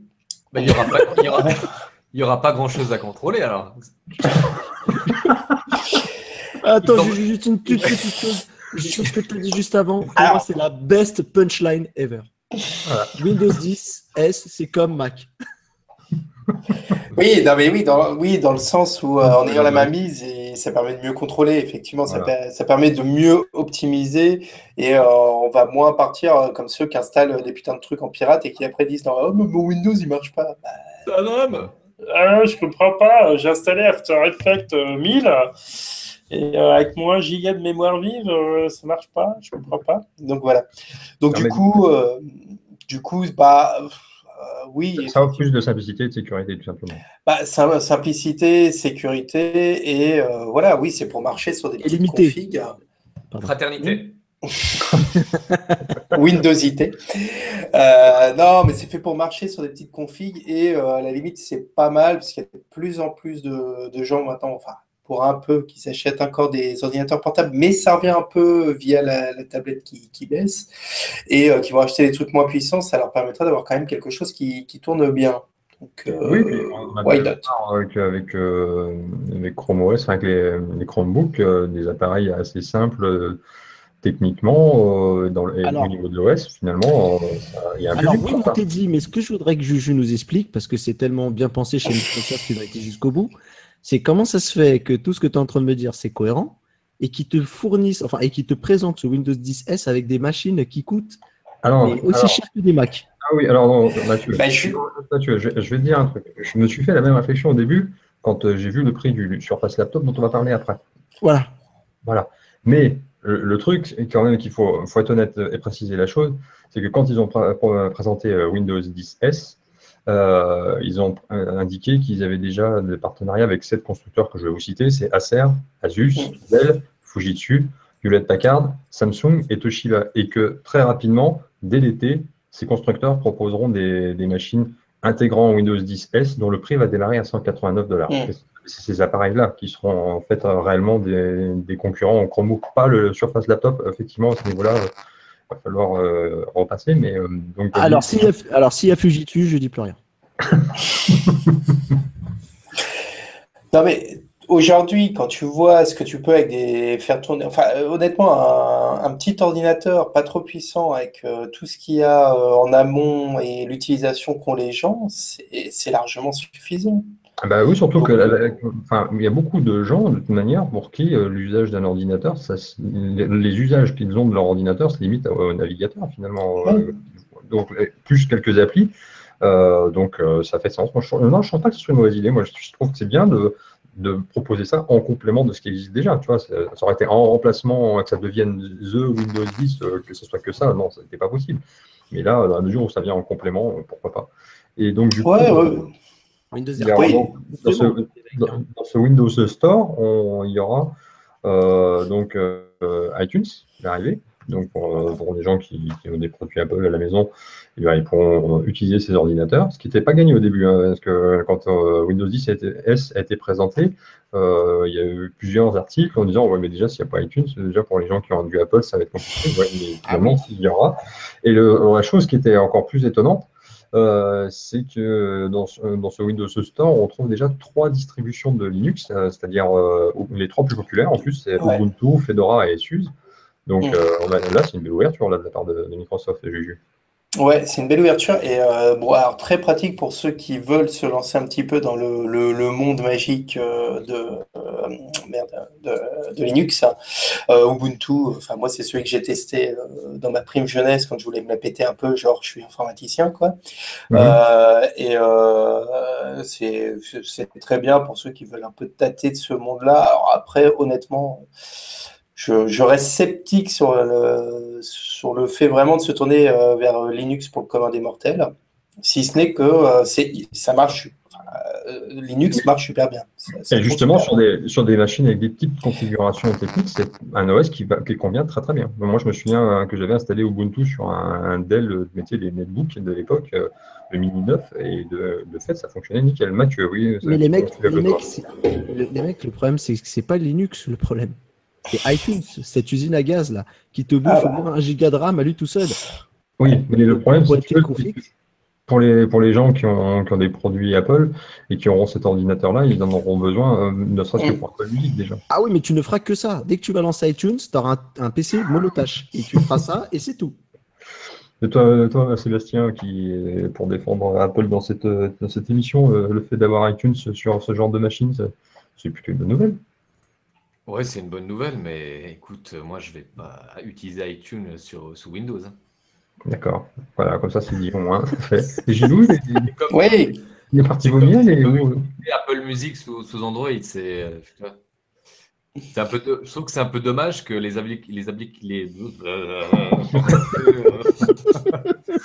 disons. Heureusement que c'est pas toi qui est parti chercher Pauline. Alors. Voilà. Et il tient lui, bon, c'est un gros bon il est parti chercher Pauline. Parce que l'autre, le mec, s'il aurait pris le volant, on l'aurait retrouvé au commissariat, on n'aurait jamais fini l'émission. Ceci étant, par rapport à ce que tu as dit, Seb, moi sur le Galaxy Suite Plus, j'utilise Apple Music sans problème. Hein. Alors, nickel.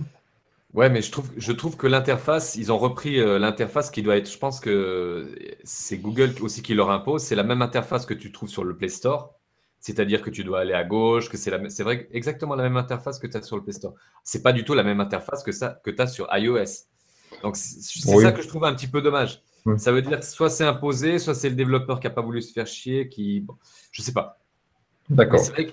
C'est vrai que quand tu as un truc optimisé sur un ordinateur, si moi je peux le retrouver exactement comme sur Mac, sous Windows, pourquoi pas l'utiliser. Mais après, si c'est une version où il faut rapprendre les trucs parce que les développeurs n'ont pas fait la même version, je trouve ça un petit peu dommage. D'accord. Donc là, on va parler maintenant justement de plusieurs ordinateurs, de plusieurs machines de Surface qui ont été présentées par Microsoft ces dernières semaines. Donc, la première machine avec le Windows 10S, ce sera justement le Surface Laptop dont on a évoqué tout à l'heure, qui arrive donc là, les machines qu'on va aborder, elles sortent toutes le 15 juin en France. C'est ça.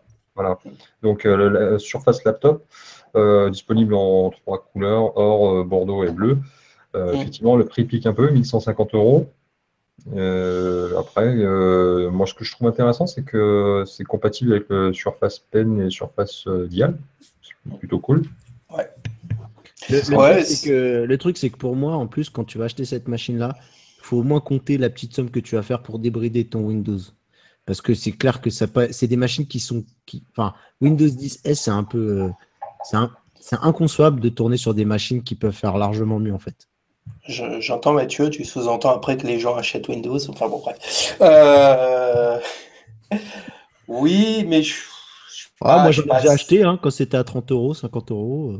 Laisse aller. Non, mais je suis pas si sûr que ça. Enfin, à voir comment ça va se gérer dans le temps et à quel point on arrivera à bidouiller de toute façon pour faire passer les exécutables dans le 10S, qui ne pourrait pas impossible.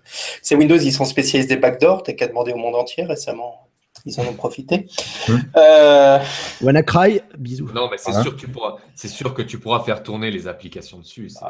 Toutes les applications. Après, C'est comme sur Mac. Si tu acceptes que les développeurs qui n'ont pas signé l'application, bah, tu as ça dans les paramètres. Donc bon, on verra avec le temps.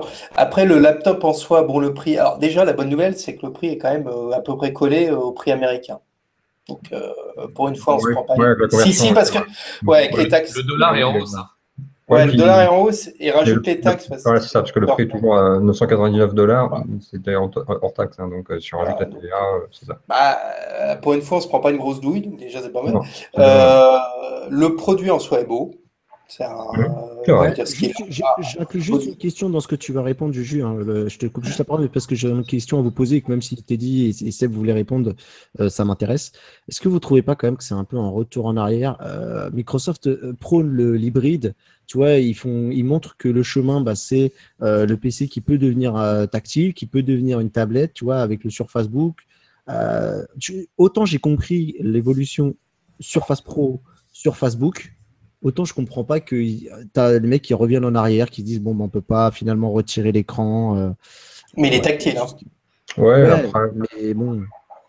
Après, comme on l'a dit tout à l'heure, il y a déjà 7 constructeurs qui sont en partenariat avec eux, donc il y a peut-être déjà des machines qui sont prévues avec les écrans détachables chez d'autres constructeurs. Là, je suis d'accord avec toi, mais tu vois, pour moi, c'est Microsoft qui prône cette idéologie, tu vois, qui essaie de la transmettre à tout le monde en disant on est passé à l'ère de l'après-PC. Aujourd'hui, c'est un 2 en 1, c'est un hybride, c'est un truc qui peut devenir une tablette et tout. Et là, tu as l'impression qu'ils ont un peu mangé leur chapeau en faisant ça. Ils ont mangé leur chapeau quand ils ont créé le Surface Book et puis qu'il avait qu'une heure d'autonomie en mode tablette. Donc pour moi, c'est pas une tablette de toute façon. Mais je trouve que c'était un premier essai. Ça méritait d'exister, même si c'était décevant. C'était la voie à tracer en disant on part de ça, on voit les problématiques qu'il y a et qu'on doit améliorer. Et justement, pour moi, les Surface Laptop, ils n'avaient pas lieu d'être, si ce n'est d'améliorer ou de proposer, par exemple, des Surface Book à des prix plus raisonnables, tu vois. Mais en fabrication, ça coûte bien moins cher. Donc, ça veut dire que, voilà, il y a un moment, tu peux pas c'est un peu c'est un appareil qui a été fait un petit peu pour concurrencer le MacBook d'Apple. Le MacBook tout court d'Apple a ceci près de différence, c'est que là, il y a de la connectique, alors que sur le MacBook d'Apple, il y en a très peu, puisqu'elle est réduite à un simple port USB-C. On ne va pas s'éterniser plus. Non, mais c'est clair, c'est pour les étudiants. Là, honnêtement, et qu'un euro, voilà, même si. Voilà. Donc on a dit différents appareils qui sortent dans quelques jours, le 15 juin en France, il y aura également le Surface Studio qui va arriver, donc avec un prix qui démarre à 3 549 € et selon la configuration, ça pourra même aller jusqu'à 5 000. 5 000. Voilà, c'est pas pour nous de toute façon. Et pour conclure sur les nouveaux appareils. Et là, je te dis que fait Apple. Franchement, les mecs, ils sortent un truc à 5 000 boules. Il y a le BBC dans quelques jours. Attends, ça vient. Mais j'espère. Sois patient. On parlera de la prochaine émission. Je dis surtout que on verra. je dis surtout que mon anniversaire, c'est le 12 février. Voilà. Donc vous avez le temps d'économiser pour le Surface Studio. Alors ça, tu verras avec Seb directement. Et tu sais, le MacBook Pro, selon certaines configurations, si tu mets vraiment tout, tu dois plus être très loin de ce prix-là aussi. Oui, c'est pas faux. Donc, dernier appareil présenté par par Microsoft ces dernières semaines, c'est donc les nouvelles Surface Pro, donc qui ne s'appelle pas Pro 5 comme on l'imaginait, c'est tout simplement Surface Pro. Voilà, ils l'ont fait à la Apple, tu vois, iPad. Donc on va aller vite parce que finalement, il n'y a pas grand-chose de nouveau à part que ça passe sous Kaby Lake au niveau des processeurs. C'est ça. Ce qui est quand même important parce que ça permet d'améliorer l'autonomie de 50%, donc en tout cas c'est ce qu'ils nous disent, donc on va prendre. Et puis Et il n'y a plus de ventilateur. ouais, il y a c'est ça, il n'y a plus de ventilateur et Très important. une connectivité LTE, donc ce qui veut dire qu'on pourra mettre des cartes SIM dedans. À l'intérieur, un nouveau stylet. Un nouveau stylet qui est beaucoup plus précis en plus, je crois. C'est ça, 4 C'est fois ça. 4 fois plus, Ouais, 4 fois plus précis. Ouais. Donc c'est bien. Et comme on l'a dit aussi pour la Surface Laptop, la compatibilité avec Surface Dial. Donc c'est bien que ce soit. Je trouve bien que ça ne soit pas réservé juste au studio. Au studio. Ouais, non, ils ont envie de mettre cet appareil en avant, ils ont raison, parce qu'il a l'air très intéressant. Moi, j'ai hâte de vraiment pouvoir bien le tester. Ça a l'air assez sympa. Après, oui, c'est une montée en gamme. D'ailleurs, les designs n'ont pas évolué pour la. Non, et d'ailleurs, il y a.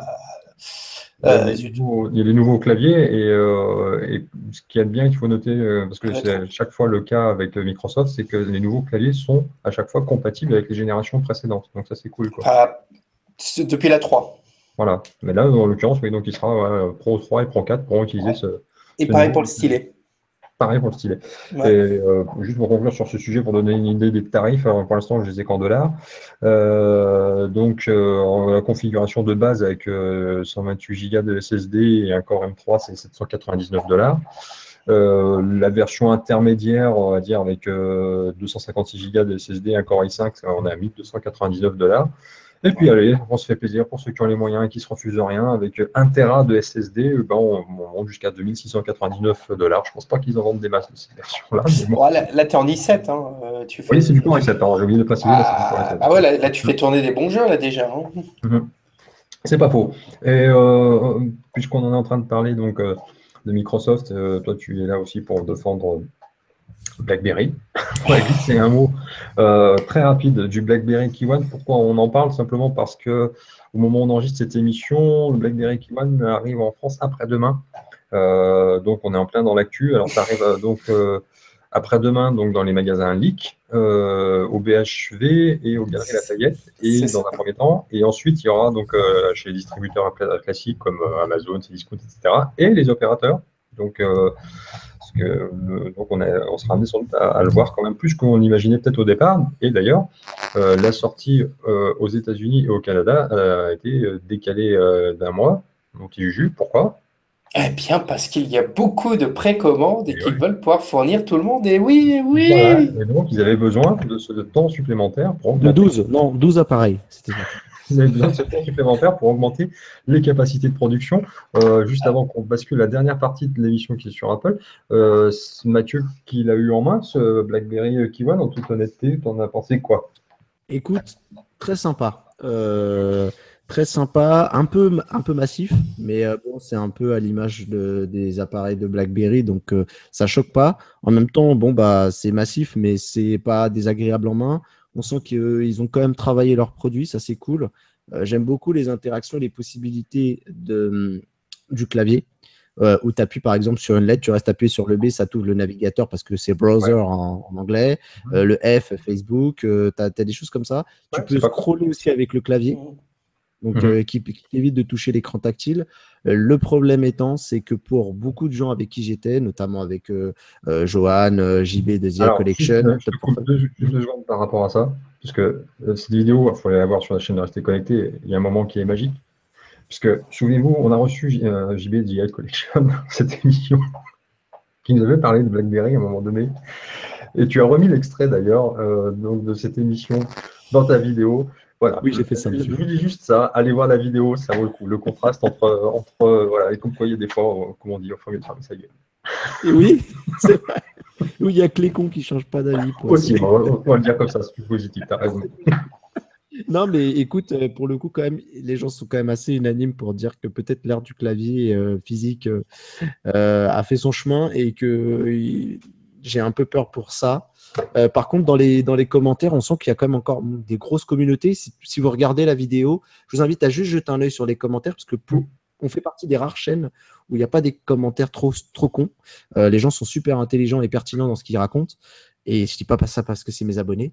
Mais pour le coup, il y a quand même une équipe qui est prête à défendre BlackBerry. Il y a quand même des aficionados de la marque qui reconnaissent le côté quali et le côté recherche qu'ils ont, que ce soit aussi bien sur l'appareil que sur l'OS.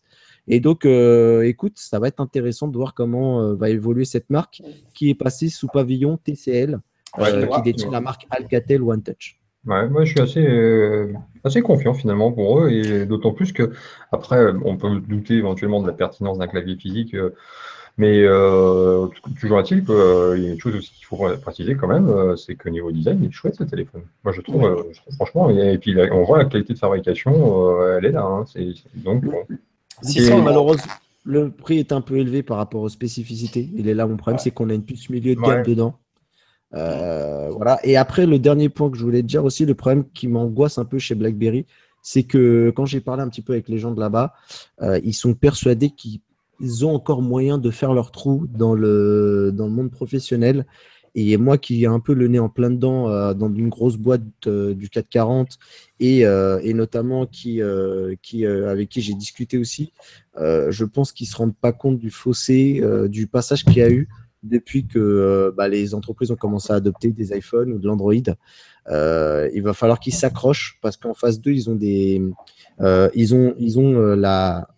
le haut de gamme Apple qui fait fureur auprès des grands dirigeants. Et en même temps, ils ont des gens comme chez Samsung qui sont morts de faim. Ou pour te dire un petit peu honnêtement, dans les discussions qu'on a eues pour les négociations au niveau des tarifs, Samsung, c'est le genre de mec qui est capable de donner de l'argent pour que tu prennes leur téléphone, tu vois. Et j'ai un petit peu peur parce que BlackBerry est fragile. Et justement, le problème, c'est qu'ils semblent vouloir se diriger en disant on va d'abord essayer de revenir sur notre marché historique qui est l'entreprise. Et si on arrive à en vendre 4 ou 5 au grand public, eh ben, on sera content. Et je pense qu'au contraire, il faut plutôt jouer la carte du grand public et essayer d'y croire, de se focus sur sa communauté et de tenter de passer par là, tu sais, de revenir au niveau de la communauté pour qu'ils évangélisent un peu tout le monde, que plutôt de croire que l'entreprise va les accueillir à bras ouverts dès qu'ils vont revenir. Ouais, après, il faut vraiment qu'on conclue, parce que sinon on ne parlera jamais de la dernière partie. Juste, voilà, comme tu l'as dit, en même temps, ils sont passés sous pavillon chinois, enfin, c'est TCL. Donc, moi, je me fais moins de soucis pour BlackBerry maintenant qu'il y a quelques temps en arrière, parce que de toute façon, TCL est un groupe énorme qui fait de la télé, qui fait des télés, qui fait beaucoup d'autres choses. Donc, BlackBerry, finalement, ne devient qu'une autre de leurs activités. Et si jamais ça ne marche pas, ça ne remettra pas en cause, je pense, l'existence du truc, quoi. Voilà. Non, mais la marque peut mourir. Et le truc, c'est que aujourd'hui, mais le truc, c'est qu'en tout cas, clairement, ils peuvent plus arriver en disant on a la confidentialité, la sécurité de vos données, comme ils l'avaient à l'époque où ils étaient canadiens. Tu vois ce que je veux dire? Non, mais moi, ce que je veux dire, c'est que pour moi, ils sont plus tout seuls. Je suis moins inquiet maintenant, si tu veux, sur le long terme pour BlackBerry que pour HTC, par exemple. Tu vois. Je suis d'accord. Voilà. Donc, pour conclure cette émission avec une partie consacrée à Apple, alors on va pas beaucoup en parler parce qu'il ne reste pas beaucoup de temps, mais de toute façon, la proportion sera inversée lors de l'émission du mois prochain, puisqu'on va parler de la WWDC. Donc, là, à l'inverse, on entendra beaucoup Sébastien. Qui a un petit peu... Et je fermerai ma gueule, ou pas. Juste donner quand même des chiffres, parce que c'est avec moi les chiffres, j'aime bien ça, et que voilà, en fait, Apple a publié ses chiffres, ses résultats trimestriels il y a déjà quelques semaines. J'ai pas eu l'occasion de commenter ces chiffres parce que l'émission iWeek qui devait être consacrée à ça, a été annulée au dernier moment, donc j'ai pas pu en parler à ce moment-là. Puis nous, on mais tu es très bien ce genre de mag, hein. Juste comme ça, en aparté, tu es très bien. Mais je suis très content aussi, je suis en mag. Et donc du coup, les chiffres concernant Apple, je ne vais pas aborder les chiffres forcément de vente de iPhone, iPad, etc. Parce que ça, on s'en fiche un peu. C'est juste, voilà, aujourd'hui, Apple, c'est quand même 800 milliards de capitalisation boursière, ce qui est un record. Qu'ils envisagent même, pourquoi pas, d'être la première entreprise au monde à aller taper les 1000 milliards de capitalisation boursière. Alors, ça va prendre encore du temps quand même, parce que ça ne se fait pas comme ça. Et une réserve de cash de 257 milliards de dollars. Pourquoi ces chiffres ils sont importants? Ils sont importants parce qu'en fait, il faut savoir qu'il y a plus de 90% de cet argent, plus de 90 pour toi, Sébastien. C'est nos impôts. Qui est à l'étranger. Non, qui est à l'étranger. Et que, justement, l'argent qu'ils ne ramènent pas aux États-Unis, parce que s'ils le ramènent aux États-Unis, et ils se prennent une masse de taxes assez incroyable. Ah bah Donald, il va se servir. Hein. Ouais, tu vas comprendre pourquoi il s'appelle Donald, le mec. Hein. C'est ça. Enfin, c'est surtout. Picsou, ouais. Ouais, Picsou, pardon, excuse-moi. Fail. C'est pas grave. Mais le truc, c'est que j'ai dit 257 milliards de cash. Il y a un moyen pour Apple, éventuellement, de rapatrier de l'argent sans payer de taxes, c'est d'investir en faisant des rachats. Et donc, du coup, il y a plusieurs rumeurs qui leur sont prêtées depuis un certain nombre d'années de rachats. Il y a entre autres Tesla, il y a Time Warner, Netflix. L'école des fanboys, j'ai entendu aussi. Mais même Disney, Apple pourrait se payer Disney s'il le voulait. Mais le truc surtout, c'est que Tesla, plus Time Warner, plus Netflix, c'est 196 milliards de dollars. C'est-à-dire moins, moins que la réserve de cash qu'ils ont. Eux, ils ont 257 milliards de réserve de cash. C'est-à-dire que Apple, s'il voulait, il pourrait là demain racheter Tesla, Time Warner et Netflix sans aucun problème. Et aller à Las Vegas au casino, quoi. Voilà, c'est ça. Ça montre quand même la puissance financière phénoménale quand même de cette entreprise. Et que le personnel s'amuse. Voilà, c'est ça. Et voilà. Faut que ce soit à vendre après. Mais il y a des chiffres quand même qui sont, enfin même c'est même des fois limite effrayants, hein, qui donnent le vertige, quoi. J'ai vu hier que si on rajoute la capitalisation boursière de ce qu'on appelle les GAFA, c'est-à-dire Google, Amazon, Facebook et Apple, plus on rajoute Microsoft, on arrive à 2900 milliards de dollars. Et il y a des gens qui crèvent de faim dans d'autres pays. Tu viens de comprendre ce que c'est que l'optimisation fiscale et pourquoi c'est la crise en Europe. Voilà. Non, mais c'est fou, quoi. C'est même. Enfin, moi, je trouve que quelque part, c'est écœurant d'une certaine manière parce que. Non, mais ça l'est parce que c'est vraiment nos impôts. Je ne rigole pas. C'est clair qu'on y contribue complètement. Hein. Il y aurait pas. Le déficit public ne serait pas le même si ces grosses sociétés payaient bien leurs taxes. C'est ça. Donc. Et les lutins du Phénix, ils iraient mieux aussi. Hein. Voilà. Ah, bah oui. On se débrouille, nous. Mais voilà, c'est quand même. Enfin, ouais, je trouve que c'est des chiffres des fois qui sont importants à signaler. Et, Seb, je ne sais pas ce que tu en penses. Écoute, avec Apple, c'est vrai que au départ, ça a été tranquillos, et puis on est monté petit à petit, et maintenant, c'est vrai qu'on atteint des sommets. Et maintenant, ce qu'il va falloir, les petits cocos de chez Apple, c'est bien utiliser cet argent, justement, pour des rachats et faire les bons achats. Et c'est même si tu veux acheter quelque chose, des fois, tu n'y arrives pas, hein, parce que voilà, il y a aussi la concurrence déloyale, etc., etc. Mais donc, de toute façon, les ventes des iPhones sont en baisse. Hein. Ouais, enfin très léger. Très léger, ouais, 4%, 4,6%, un truc comme ça. De toute façon, c'est l'iPhone 7, hein, c'est pas une étape majeure, donc c'est un petit peu normal. Mais c'est vrai qu'avec autant de cash, bon, ils se sont offert un joli nouveau siège social, hein, en forme de halo. Mais c'est vrai qu'il va falloir arrêter de stagner. On verra bien le 5, hein, ce qui va se passer. En tout cas, j'espère qu'avec cet argent, il va être bien dépensé et que, pourquoi pas, il soit utilisé aussi autant bien pour la santé que pour, voilà, pour toutes ces choses qui leur tiennent aussi à cœur. Et voilà. J'espère que ça va continuer dans cette lancée et aussi dans l'énergie et qu'ils vont aller à l'encontre de ce que Donald Trump veut faire de l'Amérique, c'est-à-dire retourner aux énergies fossiles et qu'eux, ils vont bien mettre le pied dans la mare et leur dire que maintenant, il faut se battre pour les énergies renouvelables et voilà. Et en tout cas, je disais, Apple, une grosse partie de son chiffre, c'est l'iPhone, ça représente 63% du chiffre d'affaires. J'ai lu un article intéressant là-dessus, justement, par rapport à ces grosses entreprises. Chez le groupe Alphabet, donc, qui chapeaute Google, 88%, c'est la pub. C'est même encore pire chez Facebook, parce que chez Facebook, c'est 97% des recettes, c'est la pub. Et Microsoft, justement, lui, se démarque un petit peu par rapport à ses concurrents, parce que non, mais il y a une répartition qui est. Enfin, Microsoft ne dépend pas vraiment d'un truc en particulier, parce que le plus gros de son chiffre, c'est Office, et c'est que 28%. Il y a 22%, c'est Azure, 11%, c'est la Xbox, etc. Donc, à la limite, c'est une autre répartition, et sur le long terme, je pense que c'est pas plus mal. Et tu sais, encore une chose qui fait très peur avec la pub, et ce qu'on a pu voir ces derniers temps avec YouTube, c'est que la pub, c'est vraiment aléatoire. Ça veut dire que s'il arrive des problèmes ou si les marques vont mal ou si les marques ont plus de cash pour investir dans la pub, eh bien, c'est pas du matériel la pub, c'est quelque chose que tu dois faire passer avant des vidéos ou pendant des audiences, etc. Donc, c'est vraiment… Oui. Et pire que ça, juste pour ce que tu disais dans toute la liste, c'est que si demain les annonceurs ils décident de te faire la gueule, comme ça a été un peu le cas par rapport à YouTube, qui voulait plus se retrouver devant des pubs devant des vidéos de Daesh ou un peu polémiques, ouais, effectivement, c'est un jeu dangereux, c'est une pente glissante. Alors, on va conclure l'émission donc très rapidement avec ce dont on pourrait attendre éventuellement de la WWDC, mais on va aller très très vite parce que là on arrive vraiment sur la fin.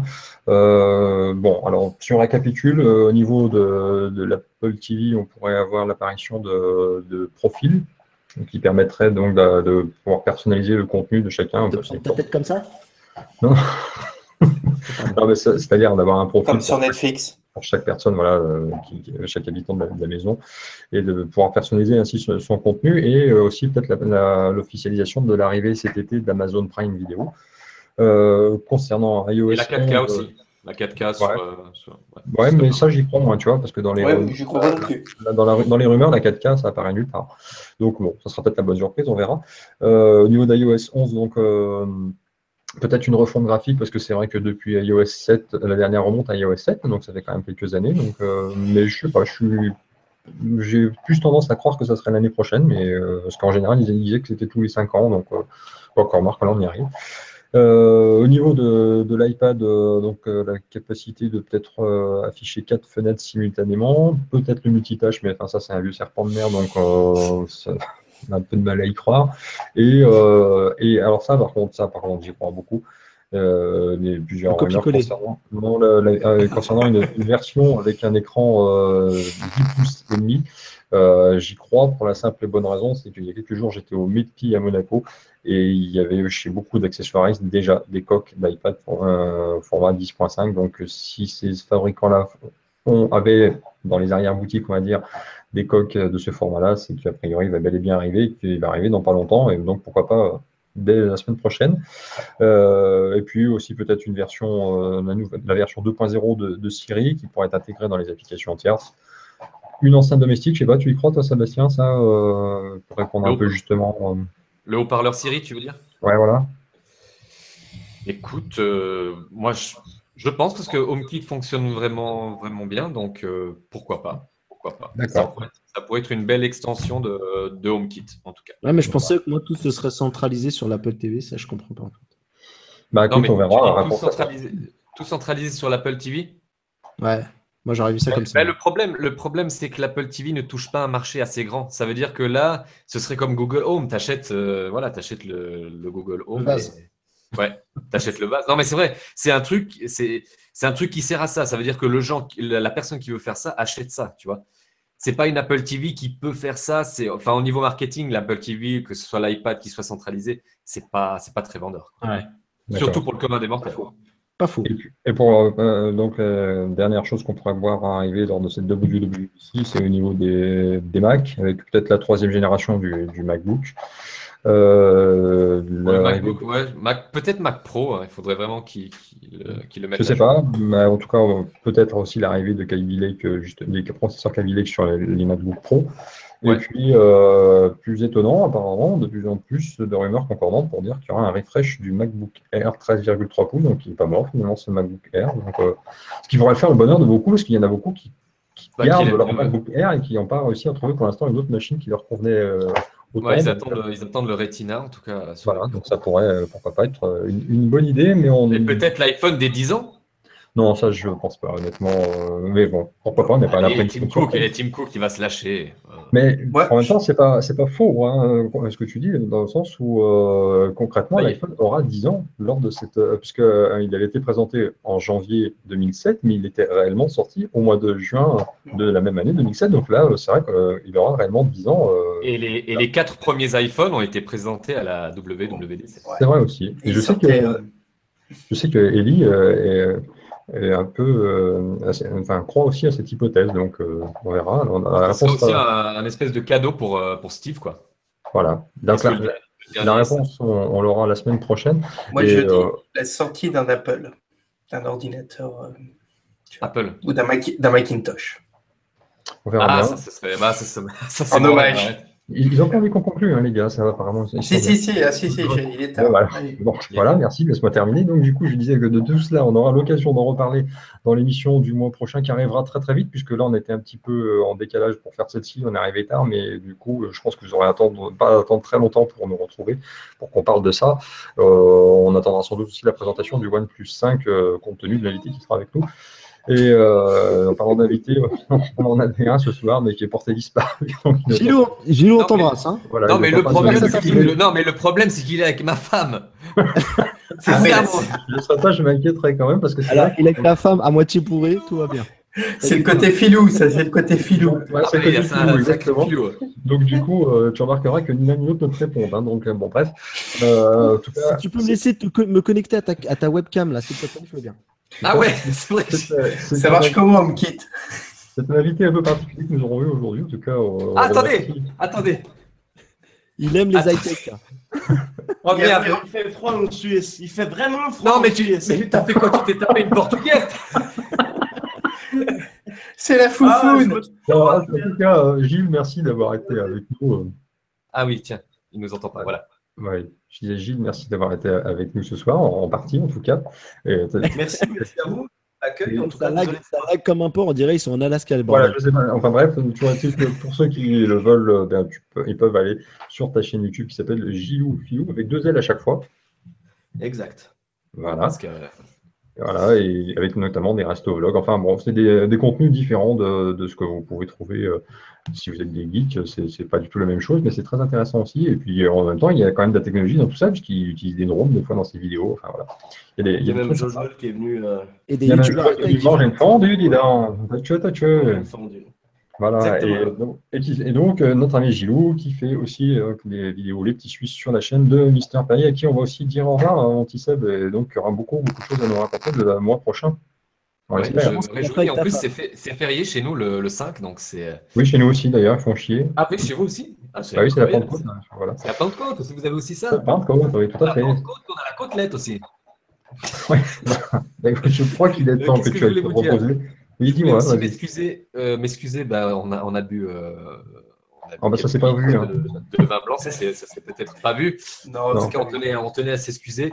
Et on vous aime beaucoup et on vous embrasse tous. Très fort. Et on remercie Macron d'avoir serré la main si fort de Monsieur Trump. Ça nous a fait vraiment bien rire.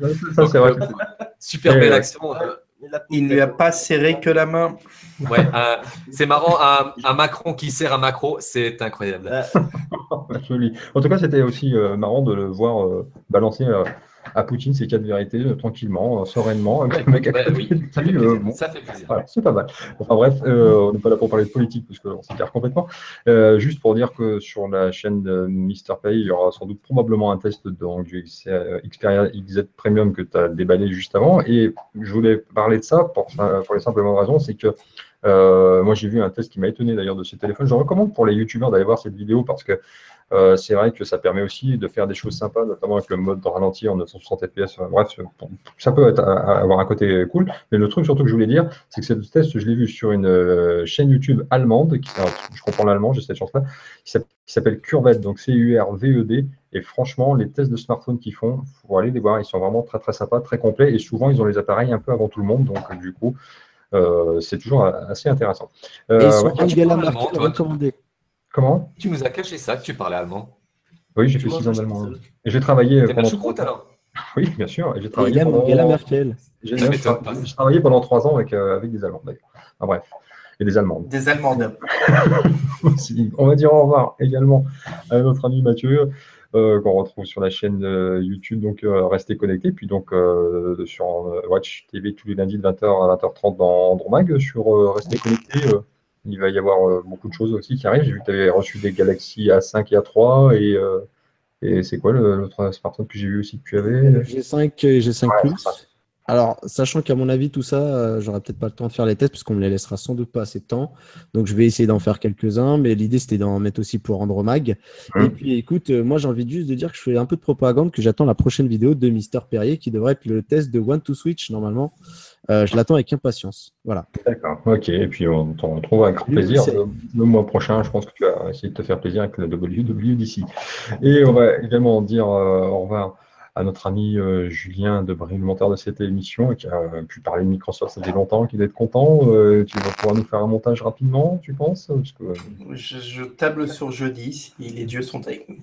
d'accord, parce que comme on a l'émission de mai, normalement, il ne t'en reste plus que demain. Enfin bon. Elle sortira en juin, l'émission de mai. Oh, ça va, avec tous les jours fériés, là. Et oh, c'est vous, hein, moi j'étais prêt avant, la semaine dernière. C'est vrai, tout à fait. Hein?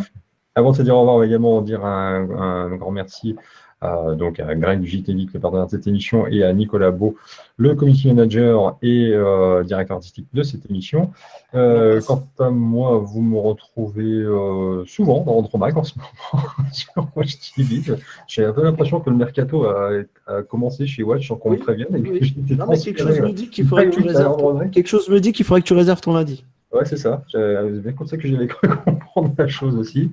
Et puis, on verra également sur la chaîne Naotech TV dans quelques semaines pour un Tech Café que j'ai eu l'occasion d'aller tourner avec Jérôme il y a quelques temps pour parler de l'association Les Lutins du Phénix, et qui donc on a une actualité qui est pas mal aussi, puisqu'on essaye de faire venir une petite Suédoise atteinte d'un cancer du cerveau en France pour qu'elle réalise son rêve et d'aller à Disneyland Paris. Et je te fais plein de bisous. Je sais que tu ne regardes pas cette émission, mais j'avais envie de te faire des bisous quand même. Voilà. C'est sur cette belle note qu'on va conclure cette émission. On vous donne rendez-vous le mois prochain, enfin, du coup, dans quelques jours seulement, pour parler d'AWWDC et du OnePlus 5, parce qu'on aura un invité qui devrait l'avoir un petit peu avant tout le monde. Voilà. D'ici là, portez-vous bien. Ciao à tous. Bye bye. Bye. Adieu.